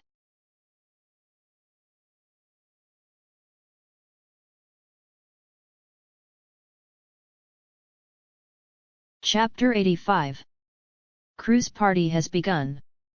It was Meng Keru. She had approached Chen Hao when he was not paying attention. She glared at Chen Hao. Chen Hao, I don't even know what to say to you. You are becoming more useless each day. You ignored my instructions to clean the place and played with your phone instead. Sigh, do you understand that you are only rich because you won a lottery? Those who are born wealthy are still humble and studying hard. Let me tell you, you don't have what it takes to compete with others. Even worse, your mindset and your habits will cause you to live a mediocre life forever. Chen Hao was taunted by Meng Keru right after she slapped him. Shit! If it was not because he added Meng Keru's personal WeChat ID, he would have spoken up for himself. However, Chen Hao was wickedly entertained by the completely different attitudes of Meng Keru toward him in reality and in WeChat. He felt like a psycho. At the same time, he felt undeniably satisfied. In the end, Chen Hao did not rebut. He quickly cleaned Meng Keru's room and went back to his dorm. On his way back, Chen Hao received new WeChat messages from Meng Keru. Sigh. Ordinary guy, don't you think that some students were meant to be mediocre? We have a student called Chen Hao in our class. I'm not sure if you've heard of him before, but he is a loser who is extremely poor. One look and you would want to throw up. But he is too lucky. He won a lottery and now he is complacent. However, I can foresee his future through his behavior. He will never succeed in life no matter how hard-working he is. God, I am so worried. Why do I have this kind of student? Meng Keru messaged him continuously to express her displeasure. Chen Hao was sinfully entertained and furious at the same time. Meng Keru, I am your student anyhow. All these years, I've done everything you instructed me to. But all I am to you is a student who you abhor. You bitch! Chen Hao replied to her. What happened? Ordinary guy, I know I shouldn't badmouth a student as a tutor, but y'all understand me once you meet him. He is nothing more than a good-looking trash. Meng Keru did not dare to rebut in spite of being scolded. In fact, she was trying hard to explain herself. She was afraid that she might leave a negative impression on ordinary guy. I wonder how she would react if she knew that the student whom she abhors is chatting with her. Chen Hao smiled. He ended the conversation perfunctorily and returned to his dorm. It was Friday and there were no more classes. Normally, Yang Hui and the rest would loiter at the internet cafe. However, Han Siyu would be live streaming this afternoon and she insisted that everyone join. Hence, everyone stayed in their dorms to watch the live stream. I think Han Siyu will win this battle. That would mean she will be earning over 100,000 this month. Ordinary guy is just fantastic. He produced a star anchor with just a move. Han Siyu is now an internet influencer who is making a fortune. But look at us, we haven't even secured our internship. Sigh. Just when Chen Hao stepped into his dorm, he heard the conversation between Yang Hui and Li Rui. They were envious and jealous at the same time. They felt ashamed that a girl was earning more than a boy. Chen Hao had anticipated this outcome. Due to his investment, Han Siyu was advertised all over the official pages of the app. This had publicized Han Siyu to a wider audience. When he left her live streaming room, her popularity had almost exceeded 70,000 people. With the support of her fans and other VIP fans, she could certainly defeat all her opponents and become the top female anchor of same-city live streaming app. Barring any unexpected events, she would be the champion of today's battle. Chen Hao, you are back. Oh, we retrieved your parcel when we went down to get ours this afternoon. I think there's a piece of card inside. You should check it out. Yang Hui handed him a small parcel while speaking. Chen Hao was perplexed. He took the parcel and opened it while lying on the bed. It was an entrance ticket for Yungang Golden Beach's cruise party. The sender was Lin Yi. Chen Hao recalled the party which Lin Yi mentioned. It was a 2-day party that started tomorrow until Sunday night. The venue was at Yungang City. At this moment, Chen Hao's phone rang. It was from Lin Yi. Young Master Chen, did you receive the entrance ticket? I received it. Why didn't you give it to me straight away? You didn't have to waste your time and effort to courier it to me. Young Master Chen, I arrived at Yungang City yesterday to visit my aunt. That's when I realized that you haven't gotten your entrance ticket. I couriered it to you immediately so that they could deliver it to you overnight. Ever since Lin Yi found out about Chen Hao's identity, she had been treating Chen Hao with deep reverence. In actuality, Lin Yi was forced by her parents to ingratiate Chen Hao at first. However, after they got to spend some time together, Lin Yi realized that she was attracted to Chen Hao's unique charm. He was a rich heir, but he did not behave tyrannically like most of the dandies. In fact, he was ordinary and humble. Lin Yi was tempted to understand more of Chen Hao. Therefore, she was actually glad to invite Chen Hao. Are there any places that are fun in Yungang other than Golden Beach? There is a lot. Young Master Chen, you just need to come. When you arrive, show them your entrance ticket and they will arrange a hotel room for you. I will meet you there after you settle down. All right. After a discussion, Chen Hao ended the call. To be honest, Chen Hao had never left his small town in the county seat when he was young. He only got the chance to travel to big cities such as Jinling to widen his horizons when he was accepted at Jinling College. Unfortunately, Chen Hao was too poor. He could not afford to visit other cities. Should I invite Su Tongzin? Chen Hao asked in his heart. Their relationship was slightly more than friends now. On second thought, Chen Hao gave up on the idea. Su Tongzin was frightened by the incident of Ning Fan, and she was not even present at college today. He should let her rest thoroughly at home. That night, Chen Hao slept early. The next day, Chen Hao woke up early in the morning. Bai Xiafei and the rest had arrived at Yungang one day earlier. Chen Hao was not familiar with the directions. Therefore, he traveled by train instead of driving there. At 8 a.m., he arrived at the entrance of Golden Beach. Good day, sir. Kindly show us your entrance ticket. Chen Hao was blocked by a beautiful female receptionist at the entrance. She was asking for his entrance ticket for validation. Moreover, the female receptionist was sizing Chen Hao up. Chen Hao was wearing his old clothes that he had just washed. Judging from his attire, the beautiful female receptionist suspected that Chen Hao might be a dolt who came to have a look around. Hence, she was driving him away with her gaze although her tone was polite. It seemed like she was saying you may enter if you have a ticket, otherwise you should leave now. Chen Hao was aware of the derision in the female receptionist's gaze.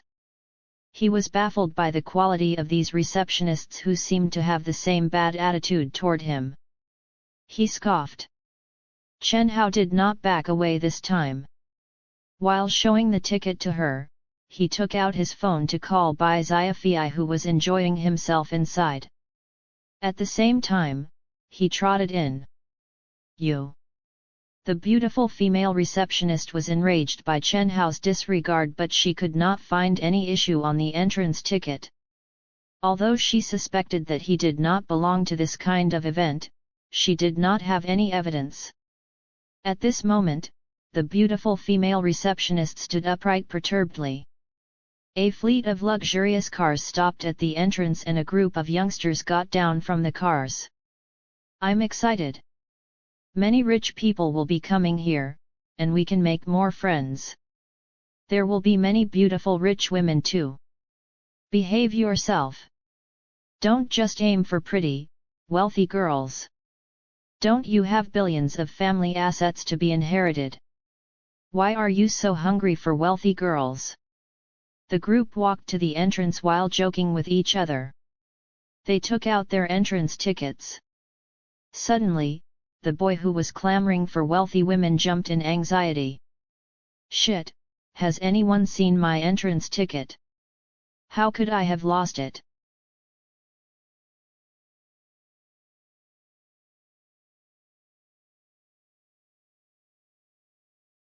Chapter 86.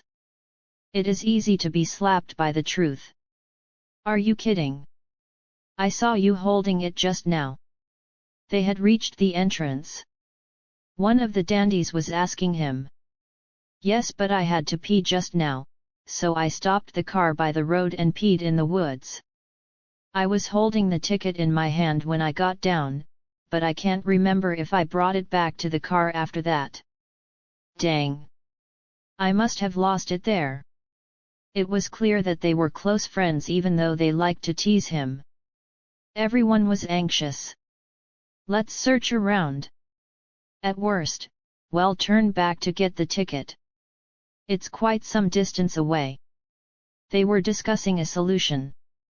They decided to explain to the female receptionist that he had an entrance ticket but it was lost, hoping that he would be allowed to enter.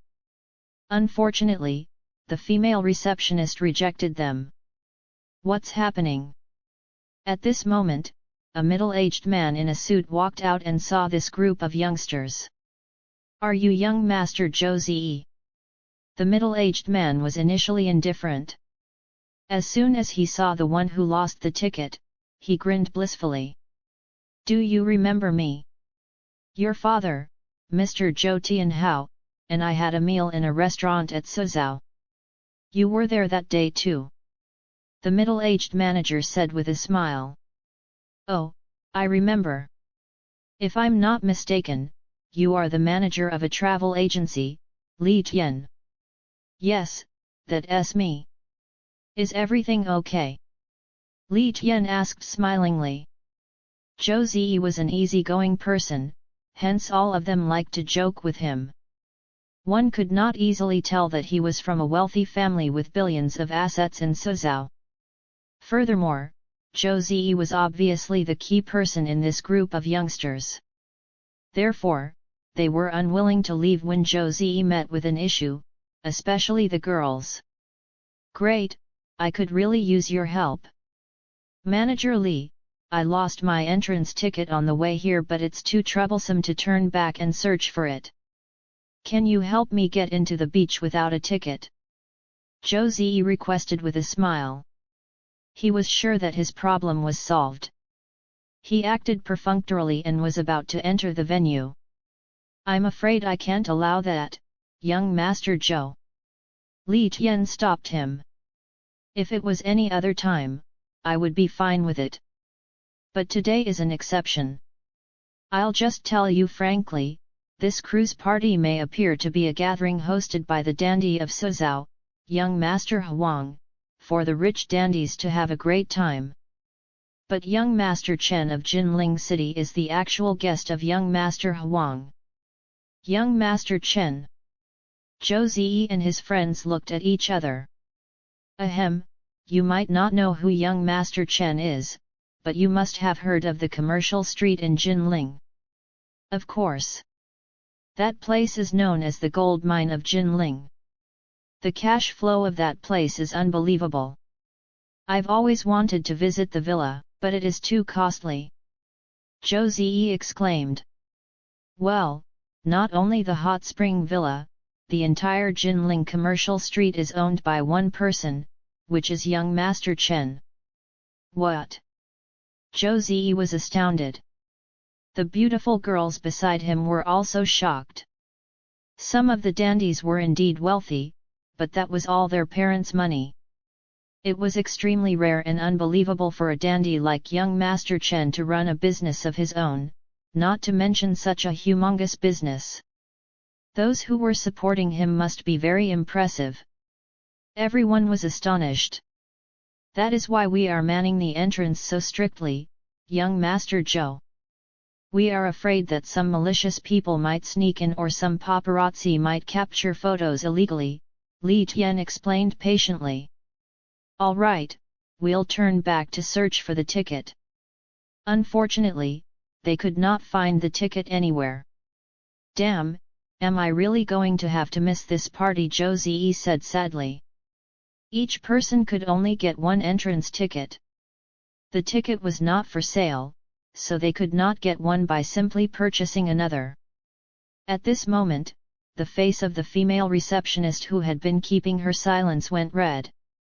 She was indeed going to say something, but she did not dare to because Manager Li's warning was too frightening. She felt apprehensive because she just allowed a suspicious person into the venue just a while ago. Should she report it, she was afraid she might be fired if she brought it up. But if she did not, she might have risked everyone's life here at this important party. If anything went wrong, she could not bear the responsibility even if she died. Alas, she decided to report it. The female receptionist said at once, Manager Li, young Master Zhou, don't be anxious. Your ticket might have been taken by someone. What? Who? Zhou Ziyi asked hastily. The female receptionist named Zhang Hong immediately told them about what she saw and her suspicions. Why didn't you inform me immediately? If anything happens, we would be in great trouble, do you understand? Li Tian said anxiously while slapping his thigh. He loathed the loser Zhang Hong had just described. He ordered Zhang Hong to lead him to that person at once. Zhou Ziyi and the rest went in as well. Chen Hao had no idea of this incident. All he knew was that this golden beach was extremely wide and breathtaking. With the sound of waves in the background, the party at night would be extraordinarily fun. There was a bungalow hotel with spectacular views of the sea beside him. Chen Hao was ushered by another male receptionist to his hotel with the entrance ticket in his hand. Bai Xiaofei had called Chen Hao just now. They were still sleeping at the hotel, for they did not expect Chen Hao to arrive so early. They immediately got up and prepared themselves to meet Chen Hao. Stand there! Quick, stop him! Suddenly, Li Tian dashed toward Chen Hao. He shouted anxiously when he saw that Chen Hao was about to get into the elevator. Chen Hao saw a group of people running toward him. He was rather astonished, so he waited for them to see what happened. You! Show me your entrance ticket now! Li Tian shouted angrily. To be frank, Chen Hao did not look anything like a wealthy person. Previously, he was still doubting that he might be wrong, but when he saw Chen Hao's attire, he was certain that he was not mistaken.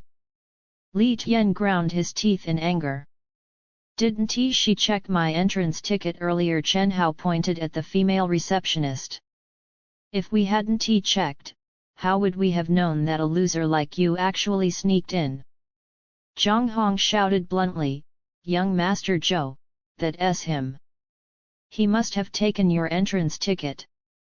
After that, Zhang Hong stomped toward Chen Hao and snatched the ticket from his hand. My God, all kinds of people really exist in this world. How can someone be so thick-skinned to sneak into this cruise party? A few girls covered their mouths and giggled. The disdain in their eyes were obvious. Chen Hao finally figured out what happened. These people stopped him because they suspected that his entrance ticket did not belong to him. Coincidentally, someone had lost their ticket, so they presumed that the lost ticket was actually taken by him. Chen Hao was speechless.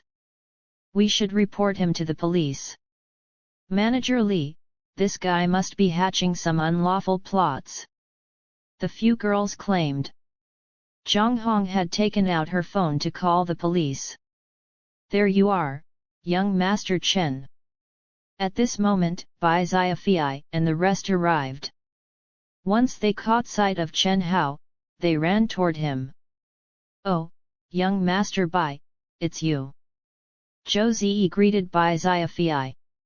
Good day, young Master Bai. The beautiful girls beside Zhou Ziyi also greeted Bai Xiafei in reverence. Their family's assets were worth around 800 or 900 million, but these were only a mere 1/10 of what Bai Xiaofei's family owned. Bai Xiaofei's family had around 7 or 8 billion worth of assets. Zhou Ziyi, you are here too. These people attended the same college as Bai Xiafei. They were all third-year students in Zhongnan College. Of course they knew Bai Xiafei, who was the tyrant in Zhongnan College.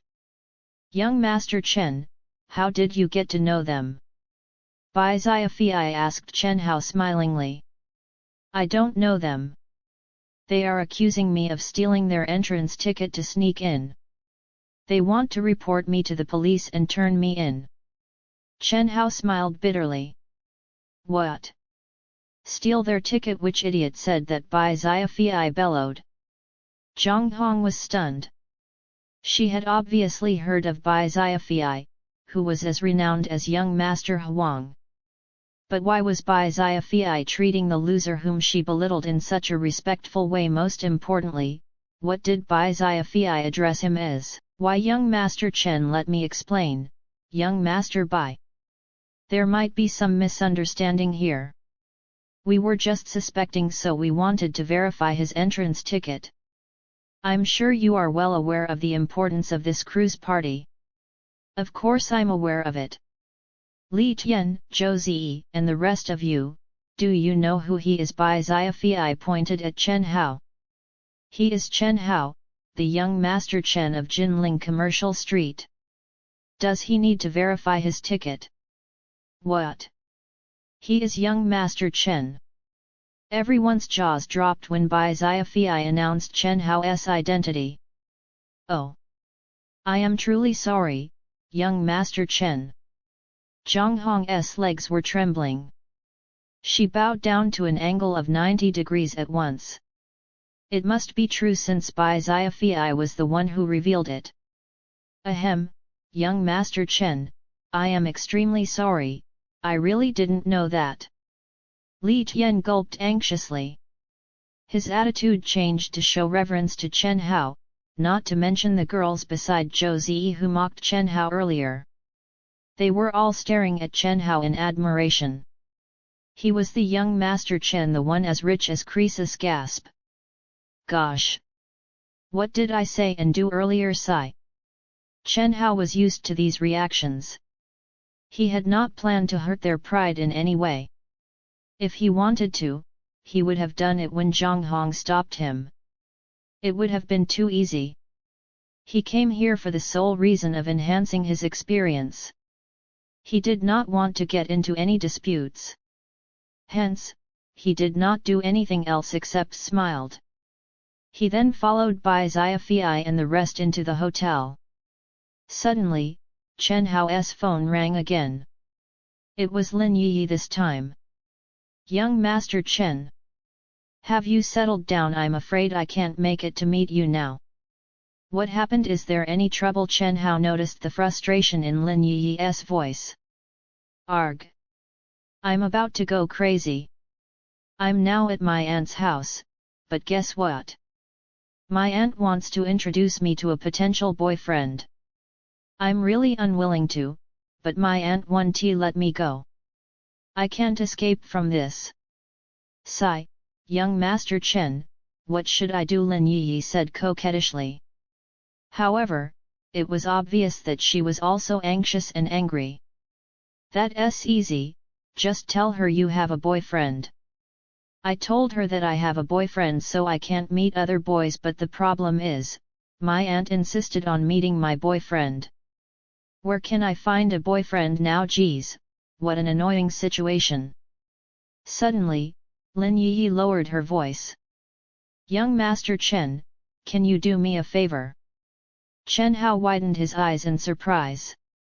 Damn, what do you mean?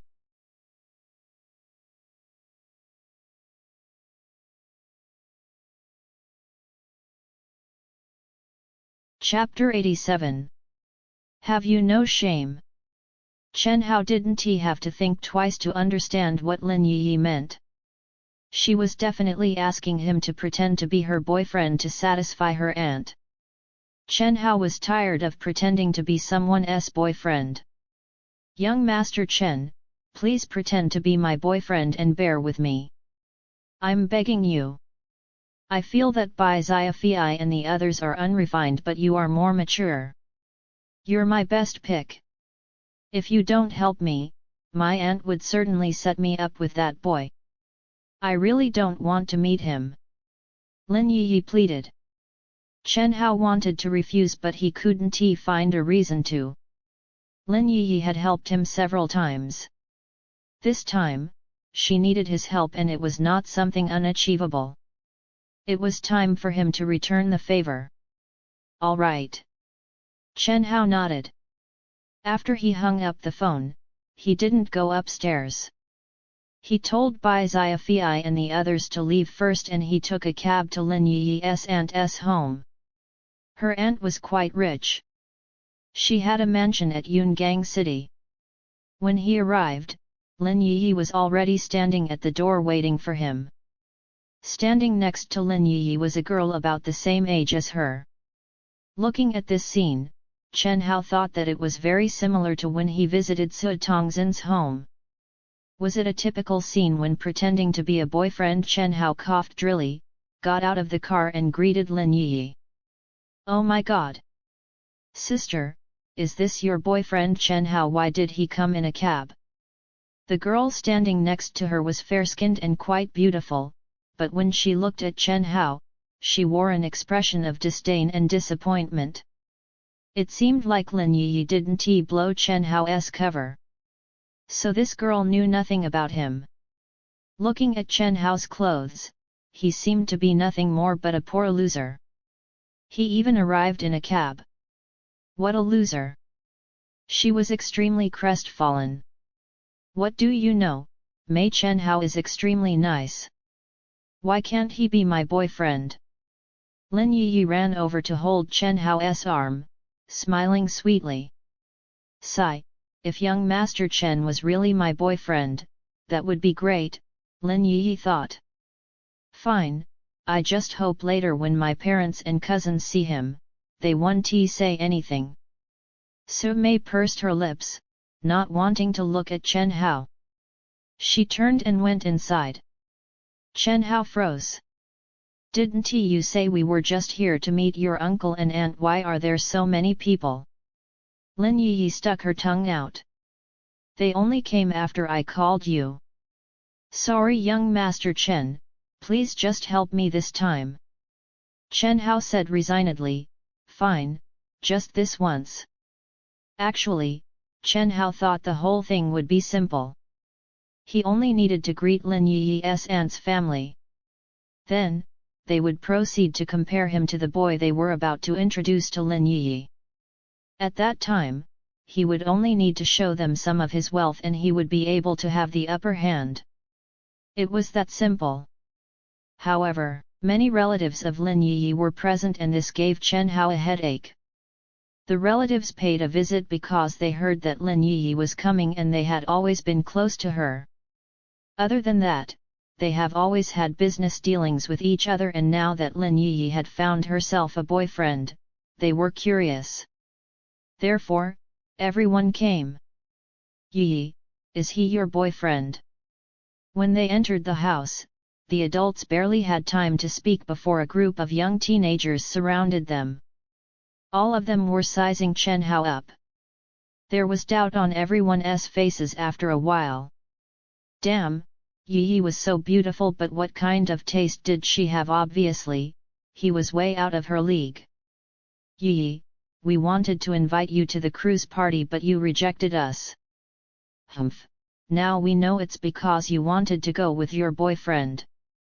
A girl exclaimed. Yes, but now it just so happens that we can go together. Lin Yi laughed, holding Chen Hao's hand and didn't let go. As for her cousins, they didn't greet Chen Hao. Lin Yi also knew that they looked down upon Chen Hao. However, Lin Yi did not dare to expose Chen Hao's identity without Chen Hao's consent. Seeing that Chen Hao was not too angry, Lin Yi was relieved. Chen Hao was not angry but numb to this kind of experience. When participating in these occasions, he would only be silent. Well now. Yi, have a seat. A middle-aged woman stood up. She was Lin Yi's aunt, Lin Hengxia. She owned a beauty chain company with an annual profit of tens of millions. Therefore, her skin was very well maintained. Because she had seen many rich people, she was quite unaccustomed to seeing ordinary people like Chen Hao. Your name is Chen Hao, right? Where are you from? What does your family do? Lin Hengxia asked lightly. The group of young rich heirs looked at Chen Hao with a sneer. Don't tell me he's from the countryside and his family farms land. Sigh, I really don't know how Yi ended up with such a crude boyfriend with her standards. If he were my boyfriend, I would have jumped from here and died. Look at him. He didn't even say a word since he came in. Obviously he hasn't seen a house as huge as this and it's making him nervous. He looks like an old lady entering a grand garden. He can't compete with Wu Jiang. Damn! What are you saying, him competing with Wu Jiang? On one side, several men and women were discussing Chen Hao with arms crossed. On the other hand, as soon as Su Mei heard that someone was comparing Chen Hao to Wu Jiang, she immediately commented with disdain. Who was Wu Jiang? Wu Jiang would be the guy who Lin Hengxia planned to introduce to Lin Yi. His family runs hotel businesses and he was studying in Jiangnan College in Jinling. Not only that, he was also the president of the student council of the management faculty. Wu Jiang was a great person. How could this Chen Hao compare? Several people were talking loudly and Chen Hao heard them all. He was not angry, just frustrated. Is it really that important to have money? When did the standard for measuring a person change from moral character to the amount of money someone had? You can say or do anything as long as you had money and you would always be right. If you don't have money, you're absolutely nothing. Chen Hao thought of what he had experienced and lamented in his heart. He turned to Lin Hengxia and replied, My family lives in a small town in the county and my parents are doing business. Chen Hao answered honestly. Pooh, he really is from a small rural area. His parents probably have a kiosk in town, my god. Su Mei and the others despised him even more. Lin Hengxia had not asked Chen Hao to sit down ever since he stepped into her house. After hearing this, she became even angrier and scolded him. Then how dare you fall in love with our Yi? What makes you think that you are qualified? Have you no shame?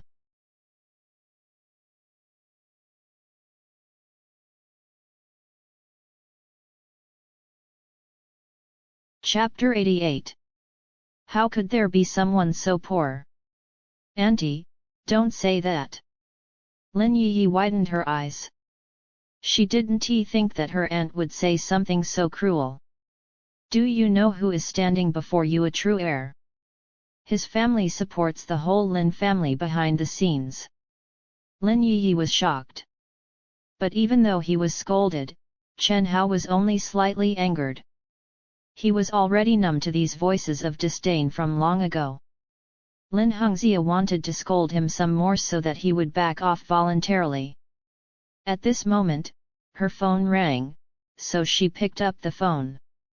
Yes, Wuqiang, didn't I say you can come next time? What, you're already at the door? All right, let me come meet you. The call was from Wuqiang. Lin Hengzia had already told him that he didn't need to come today. Unexpectedly, Wuqiang still came. Lin Hengzia thought that since Lin Yi's boyfriend was coming, and though she fancied Wuqiang more and wanted Lin Yi to meet with him so they could unite to become more powerful, what if Yi's boyfriend was more excellent and handsome than Wuqiang? What if Yi's boyfriend was even richer than Wuqiang? What if? All in all, Lin Hengzia thought about countless what-ifs, but she didn't expect the current situation to end up in such a way. She didn't want to think about it anymore. Yi and Chen Hao would have to break up. She would talk to her cousin, who was Lin Yi's father, later on. She wanted to know what was going on. Whoa, Wuqiang is here. Yi, Wuqiang will also go to the cruise party. You can get to know him more. Su Mei and the others had been treating Chen Hao like he was nothing from the start. Now they wanted to bring Wuqiang and Lin Yi together. Just then, Wuqiang followed Lin Hengzia in. Wuqiang, you're looking even more handsome. As soon as Su Mei saw him, she smiled sweetly. Wuqiang stood in front of them, tall and handsome. He wore gold and silver on his wrists. At first sight, one could tell that he was rich. Mei, flattery gets you everywhere. Wuqiang waved while clutching a watch in his hand. He grinned. His eyes scanned the room and finally fell on Lin Yi, who was as beautiful as a fairy. Let me guess. You must be Aunt Lin's niece, Miss Lin Yi. The beautiful Lin Yi from Jinling, right? In fact, Wuqiang had met Lin Yi a long time ago. Both of them studied in Zhongnan College. Lin Yi was a beautiful girl, so how could he not know about her? One could say that with just a single look, Wuqiang had fallen in love with this girl. She was extremely beautiful, so beautiful that she made his heart tremble. So, as soon as he heard about the meeting today and that it was deliberately arranged by Aunt Lin, Wuqiang was really happy. But then she seemed to have changed her mind. Wuqiang quickly found out what was happening, and the more they didn't let him come, the more he wanted to come. Well, yes. Hello. Lin Yi said politely, but she immediately stood beside Chen Hao after greeting him. Am I that unattractive? Wuqiang's excitement dimmed. Then he turned his gaze to Chen Hao. Are you Yi's boyfriend? Wuqiang smiled, giving the impression of being generous and competent. Yes, I am. So you studied in Zhongnan College, but I haven't seen you before. Wuqiang wore a smile, but his smile suggested a hint of superiority. I'm not from Zhongnan College, but from Jinling College. However, Chen Hao had had plenty of practice by now. Regardless of how people treated him or intimidated him, he could keep his countenance unchanged and his expression calm. Jinling College, that's cool. By the way, what does your family do? How did you manage to court our goddess Yi? Wuqiang, let me tell you. He is from the countryside. His family runs a kiosk in town. Can't you tell from what he's wearing? Su Mei hurriedly answered. What was the highest state of ignoring a person? It was when the person was clearly in front of you but you still pretended the person didn't exist. Normally, one wouldn't say these harsh words in front of another person. But now, Su Mei didn't even care, so one could imagine how much she despised Chen Hao. Oh, so you come from the countryside. It's quite a feat for you to study in Jinling. By the way, brother, if you have any difficulty in Jinling College, you can tell me. My father knows your principal and he can arrange everything with just a word. If you want to apply for student subsidies, you can also contact me. Although I'm from Zhongnan College, everything is still related. Oh, by the way, have you applied for subsidies before? As soon as Wu Qiang saw that Su Mei ignored him blatantly, he had already become contemptuous. So, he didn't really pay attention to his words. Yes, I have been applying for 3 years in a row. Before, I had to pay my tuition with my student subsidies. Chen Hao originally wanted to embarrass Lin Yi's aunt, but now, Chen Hao decided to keep a low profile. There were 3 reasons. First of all, Chen Hao did apply for subsidies and did use it to pay for tuition fees. This was true and there was no need to lie about it. Secondly, Chen Hao thought that even if he helped Lin Yi, he didn't need to help her so thoroughly. Chen Hao could see that Lin Yi didn't just want him to pretend to be her boyfriend. She actually wanted to develop their relationship further. Chen Hao wasn't a narcissist, but he could really feel it. Although Chen Hao liked pretty girls and he basically liked them as soon as he laid eyes on them, it was due to his nature. He wasn't that much of a scumbag. He had always wanted to find a girl who really had chemistry with him to be his girlfriend. He wanted them to last forever.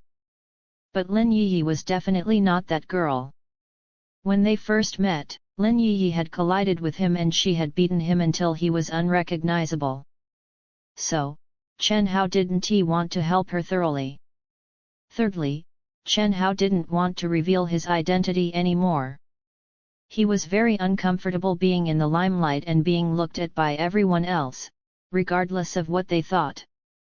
Damn, he even paid his tuition fees with his student subsidies for 3 years. How poor is he? Oh my god! This is really unheard of. He is so poor and so shameless to apply for student subsidies for 3 years. I would have died from embarrassment to even apply once. Su Mei and the other girls discussed. Lin Hongxia frowned even more. Was Yi out of her mind? Why would she pick this kind of person? Haha, it is said that the children of poor families often settle down earlier. Brother, at least you have achieved this. But in the future, if you are short of money, I can lend you some. After all, Yi and I are alumni. That means we are friends from now on. Wu Qiang smiled. Even though there was a slight hint of contempt in his voice, it was nevertheless detectable.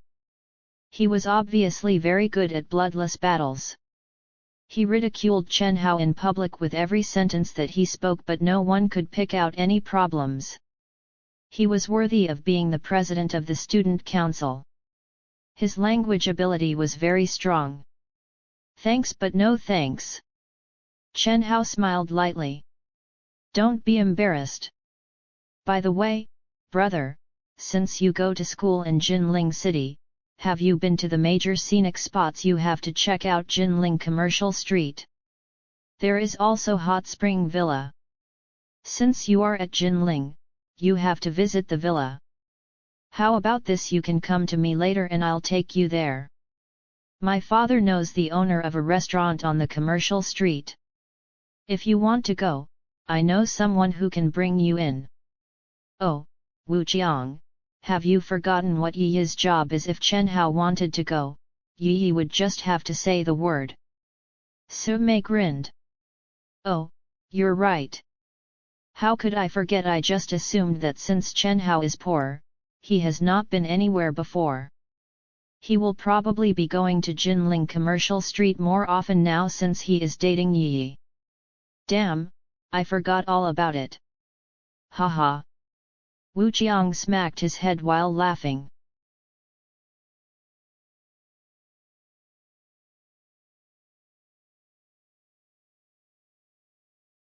Chapter 89. He's spying on us. Afterward, Wu Qiang continued to flaunt his connections with the businessmen of Jinling.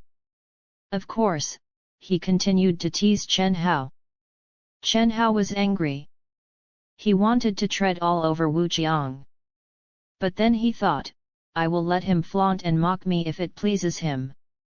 What else does he have apart from these? Therefore, the family lunch was not pleasurable for Chen Hao. They ate and chatted. Time flew by, and it was nearly twilight. Chen Hao had woken up early this morning and had wasted nearly a day here. He was tired already. Just then, Su Mei cleared her throat, which shocked Chen Hao. "Ah, Wu Jiang, Yi, it's almost 5 o'clock. The cruise party is about to start. Let's go. It's not good to be late." "Yes, you're right. It's organized by young Master Huang after all, and we have to show him due respect," Wu Jiang exclaimed. "Okay, then go quickly. By the way, Wu Jiang, take good care of Su Mei and Yi," Lin Hengzia said hurriedly. She deliberately excluded Chen Hao. "No problem," Wu Jiang responded. Then, everyone left for the party one after the other. Some of them drove. As for Chen Hao, under Lin Yi's insistence, he got into the BMW 7 Series that Su Mei owned. Otherwise, they wouldn't have even allowed Chen Hao to get in the car. During this period of time, Lin Yi also grasped Chen Hao's hand tightly, seeming to say sorry. "Sorry. Sorry. Young Master Chen, I never thought they would act this way. I'm sorry that you had to suffer such a great grievance."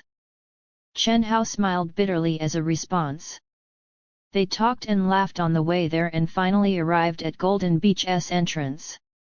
"By the way, Chen Hao, do you have a ticket?" Wu Jiang had been waiting a long time to ask this question, but he wanted to wait until Chen Hao had arrived at Golden Beach. He wanted to embarrass Chen Hao. "Oh, yes, I have it." Chen Hao nodded and carefully took out the ticket from his pocket. "Haha, it must be from Yi. Really, why do you treat him so well? Do you know that your actions are harming him? Instead, he doesn't belong in our world. Why do you have to let him enter our world? Let him live his mediocre life." Su Mei usually didn't act like an adult, but by saying this unreservedly, it felt like she was experienced in the worldly ways. She was very respectful toward Lin Yi normally, however, she finally couldn't stand it anymore. What was today's occasion? It was a gathering of upstarts brought together by young Master Huang. Everyone was somebody. She understood that her sister might like Chen Hao very much, so she wanted to bring him to see the world, but what if it hurt his pride after seeing so many rich heirs? That's it, Mei, don't go so far. Always leave some leeway. Lin Yi stomped her feet. "All right, stop fighting. Let us just go in and let Chen Hao follow us. If someone asked him questions that he dared not answer, I'll help him out." Wu Jiang spoke with a sense of justice. "Humph, Wu Jiang is the best. He is so competent." Su Mei complimented him, then rolled her eyes at Chen Hao. Then, they went in together. It was 5 in the afternoon and the shores of Golden Beach were already filled with people. It was much livelier than daytime. "Wu Jiang, you're here. Mei, you're here as well. Why did you arrive so late? We are barbecuing over here." As soon as Wu Jiang arrived, several rich heirs waved at him. Apparently they knew each other. "Haha, there are so many friends here. Yi, let's go. I'll introduce some of them to you." The rich heirs hung out with their best friends and drank alcohol, having a marvelous time. As for Chen Hao, he didn't want to meet any new friends. He was tired from the day and his brain was about to explode. He just wanted to find a place to rest and find out where Bai Xiafei and the others were. So he said, "Enjoy yourselves, I'm going to the toilet. Don't mind me." Chen Hao turned around and left without waiting for anyone to respond. "Haha, he's going to the bathroom. Maybe he is afraid that other people would know that he's a poor kid and he felt humiliated. Yeah, he's poor and he should know his limitations. It's better if he didn't participate in this kind of gathering. Now that he's here, he's regretting it." The group was muttering among themselves. Lin Yi wanted to go with Chen Hao, but she had troubled hin enough for the day and she didn't dare to bother him anymore. Who is he? Why didn't he tell us if he was going away? A rich heir was dissatisfied with him. Don't mind him, he's just a loser, Su Mei said with disdain. The loser that she was talking about had already reached the other side of the beach. Chen Hao liked this feeling. He wandered along the beach alone. Some waiters passing by him were serving wine. Chen Hao took a glass, sat on a recliner and drank in peace. It was so comfortable and peaceful without the constant chatter in his ears. Just then, Chen Hao's phone rang. He took a glance and saw that it was Li Zhenqiu. Young Master Chen, how's your gathering tonight? Chen Hao told Li Zhenqiu about the gathering tonight, so he knew. It's all right. Chen Hao smiled bitterly.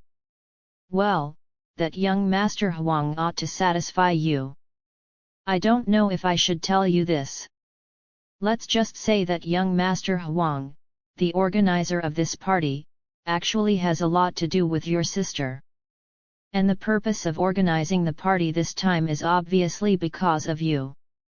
How come? Chen Hao was stunned. If he organized this party for him, why was Lin Yi the one who gave him the ticket? Besides, what did the son of the richest man in Suzhou, young Master Huang, had to do with his elder sister? Ahem, it's like this. The reason why the Huang family rose to power was because your sister had given them tremendous support. Young Master Huang's mother is your sister's godmother. Do you understand now? Chen Hao didn't expect to have such a relationship. It seemed that after his sister's poverty ended, she had developed Jinling, or more accurately, the whole of Jiangnan province, and he only knew a thing or two. As for why I told you this, it's because the Huang family is very good at flattery, just like how they treated your sister at the beginning. They flattered her after they knew her real identity. At that time, they put on a graceful and noble pretense, acting as though they were eager to help her when she was poor, and as though they were not trying to curry favors with her once she got rich. Because of this, your sister was moved and gave full support to them. But of course, they have always been loyal to Miss Chen Xiao. This time, young Master Huang must be using the same trick again. Forget about this party, he is just really looking forward to seeing you and showcasing himself to you. Ever since you told me about the party, I've debated for a while if I should tell you this. If I didn't tell you everything I knew, I would feel very sorry. I understand, Zhenqiu. Thank you. Don't say that, young Master Chen. I still want to do more for you. After a few more exchanges, Chen Hao hung up the phone. Chen Hao picked up some things from his conversation with Li Zhenqiu and thought that the situation was not as simple as it seemed.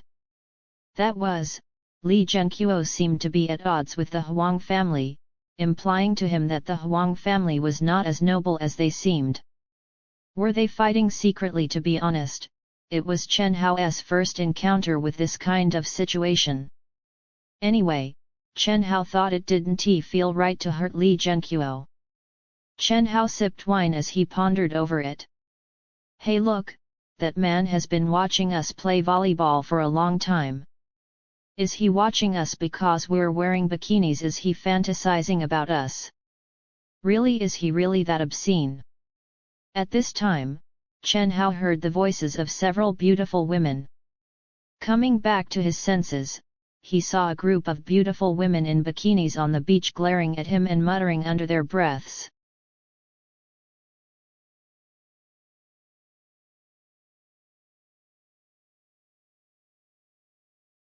Chapter 90.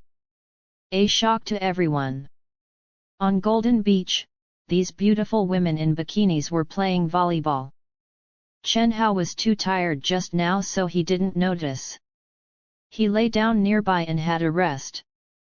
After his call, Chen Hao was lost in thought and might have been unconscious of where his eyes strayed. He was obviously misunderstood by these beautiful women who were playing volleyball. They had thought that Chen Hao was spying on them and thinking of obscene things. It was a day out, so these beautiful girls dressed revealingly. Some boys looked and they didn't mind, but this boy was too shabby. Besides, he was staring and ogling them till he spaced out. These girls had experience with these types of boys. They knew what he was thinking and it made them feel disgusted. He's disgusting. Look at him. He's getting more and more excited by the second. He's still looking at us. He must be peeping at Swenyo. She is wearing more revealing clothes today. Just now, a rich heir wanted to take photos, and when he heard that Swenyo was on good terms with young Master Huang, he was so scared he ran away. Yes, I think this person is too reckless. Maybe he has already taken our photos and is planning to take them back to the hotel and do something with it at night. My God, it's too disgusting. Swenyo, what should we do? The girls looked at a well-proportioned, fair-skinned sexy girl with hair reaching her waist. She was indeed beautiful. One could say she was the main attraction on the volleyball court because most boys were gathered over here. Many boys obviously knew that Swenyo and young Master Huang had a good relationship, so they didn't dare to look at her openly. They had to settle with peeping. Chen Hao was one of a kind compared to them. Li Swenyo combed through her hair and said coldly, "Hey! I've seen too many dirty men. Sisters, let's go and check his cell phone together. If he really took photos of us, we'll kill him today." Li Swenyo said icily. That's right. If young Master Huang or rich people at the level of young Master Bai looked at us, it would be fine, but for such a loser to look at us, it's an insult.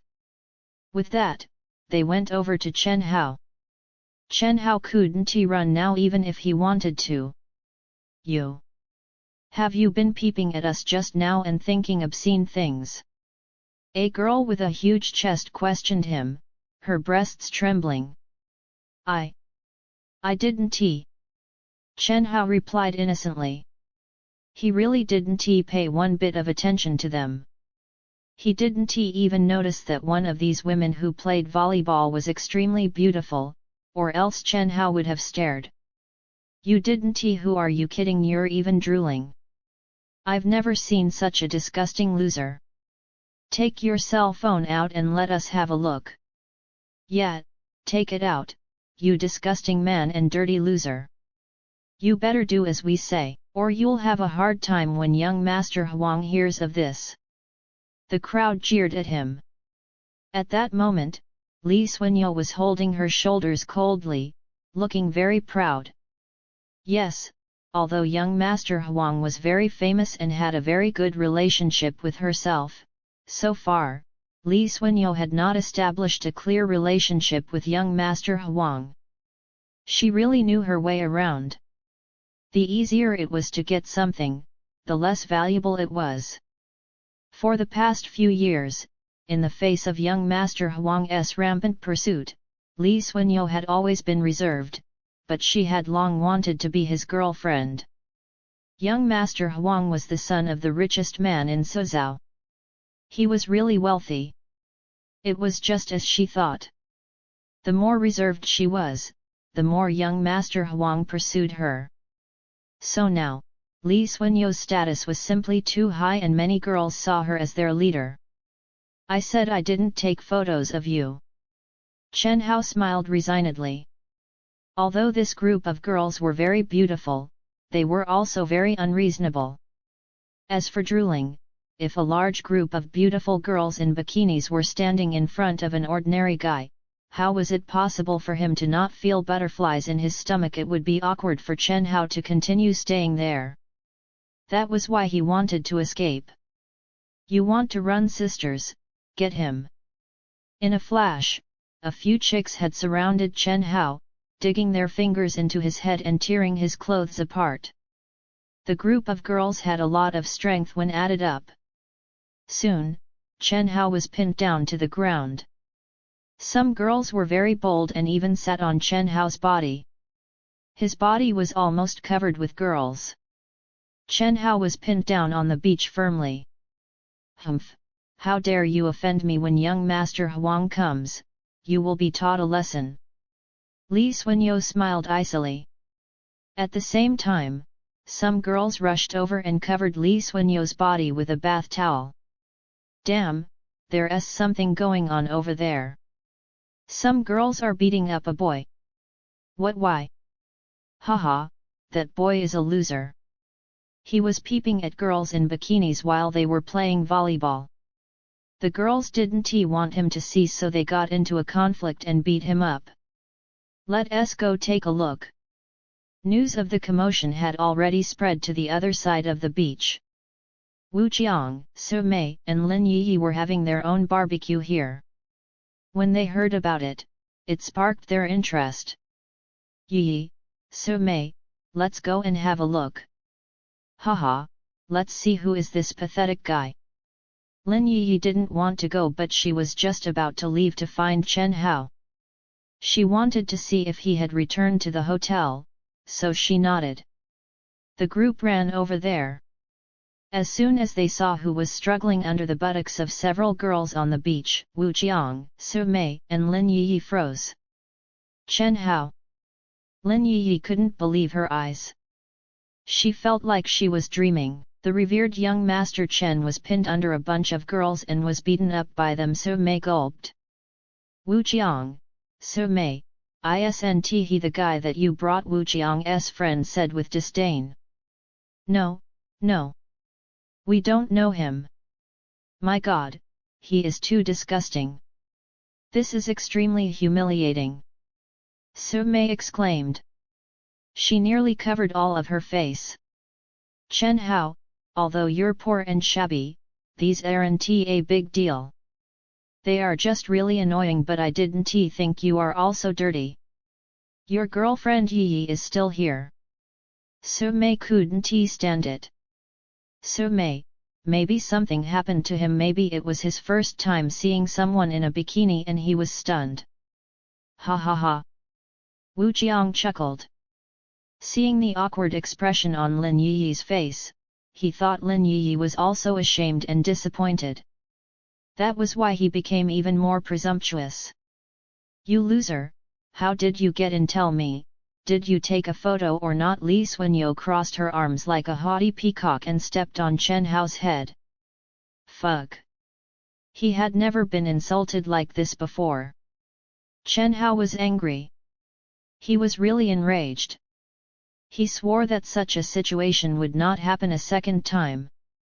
Actually, this was the second time when he was beaten by Lin Yi and a bunch of other girls the first time. There would be no third time.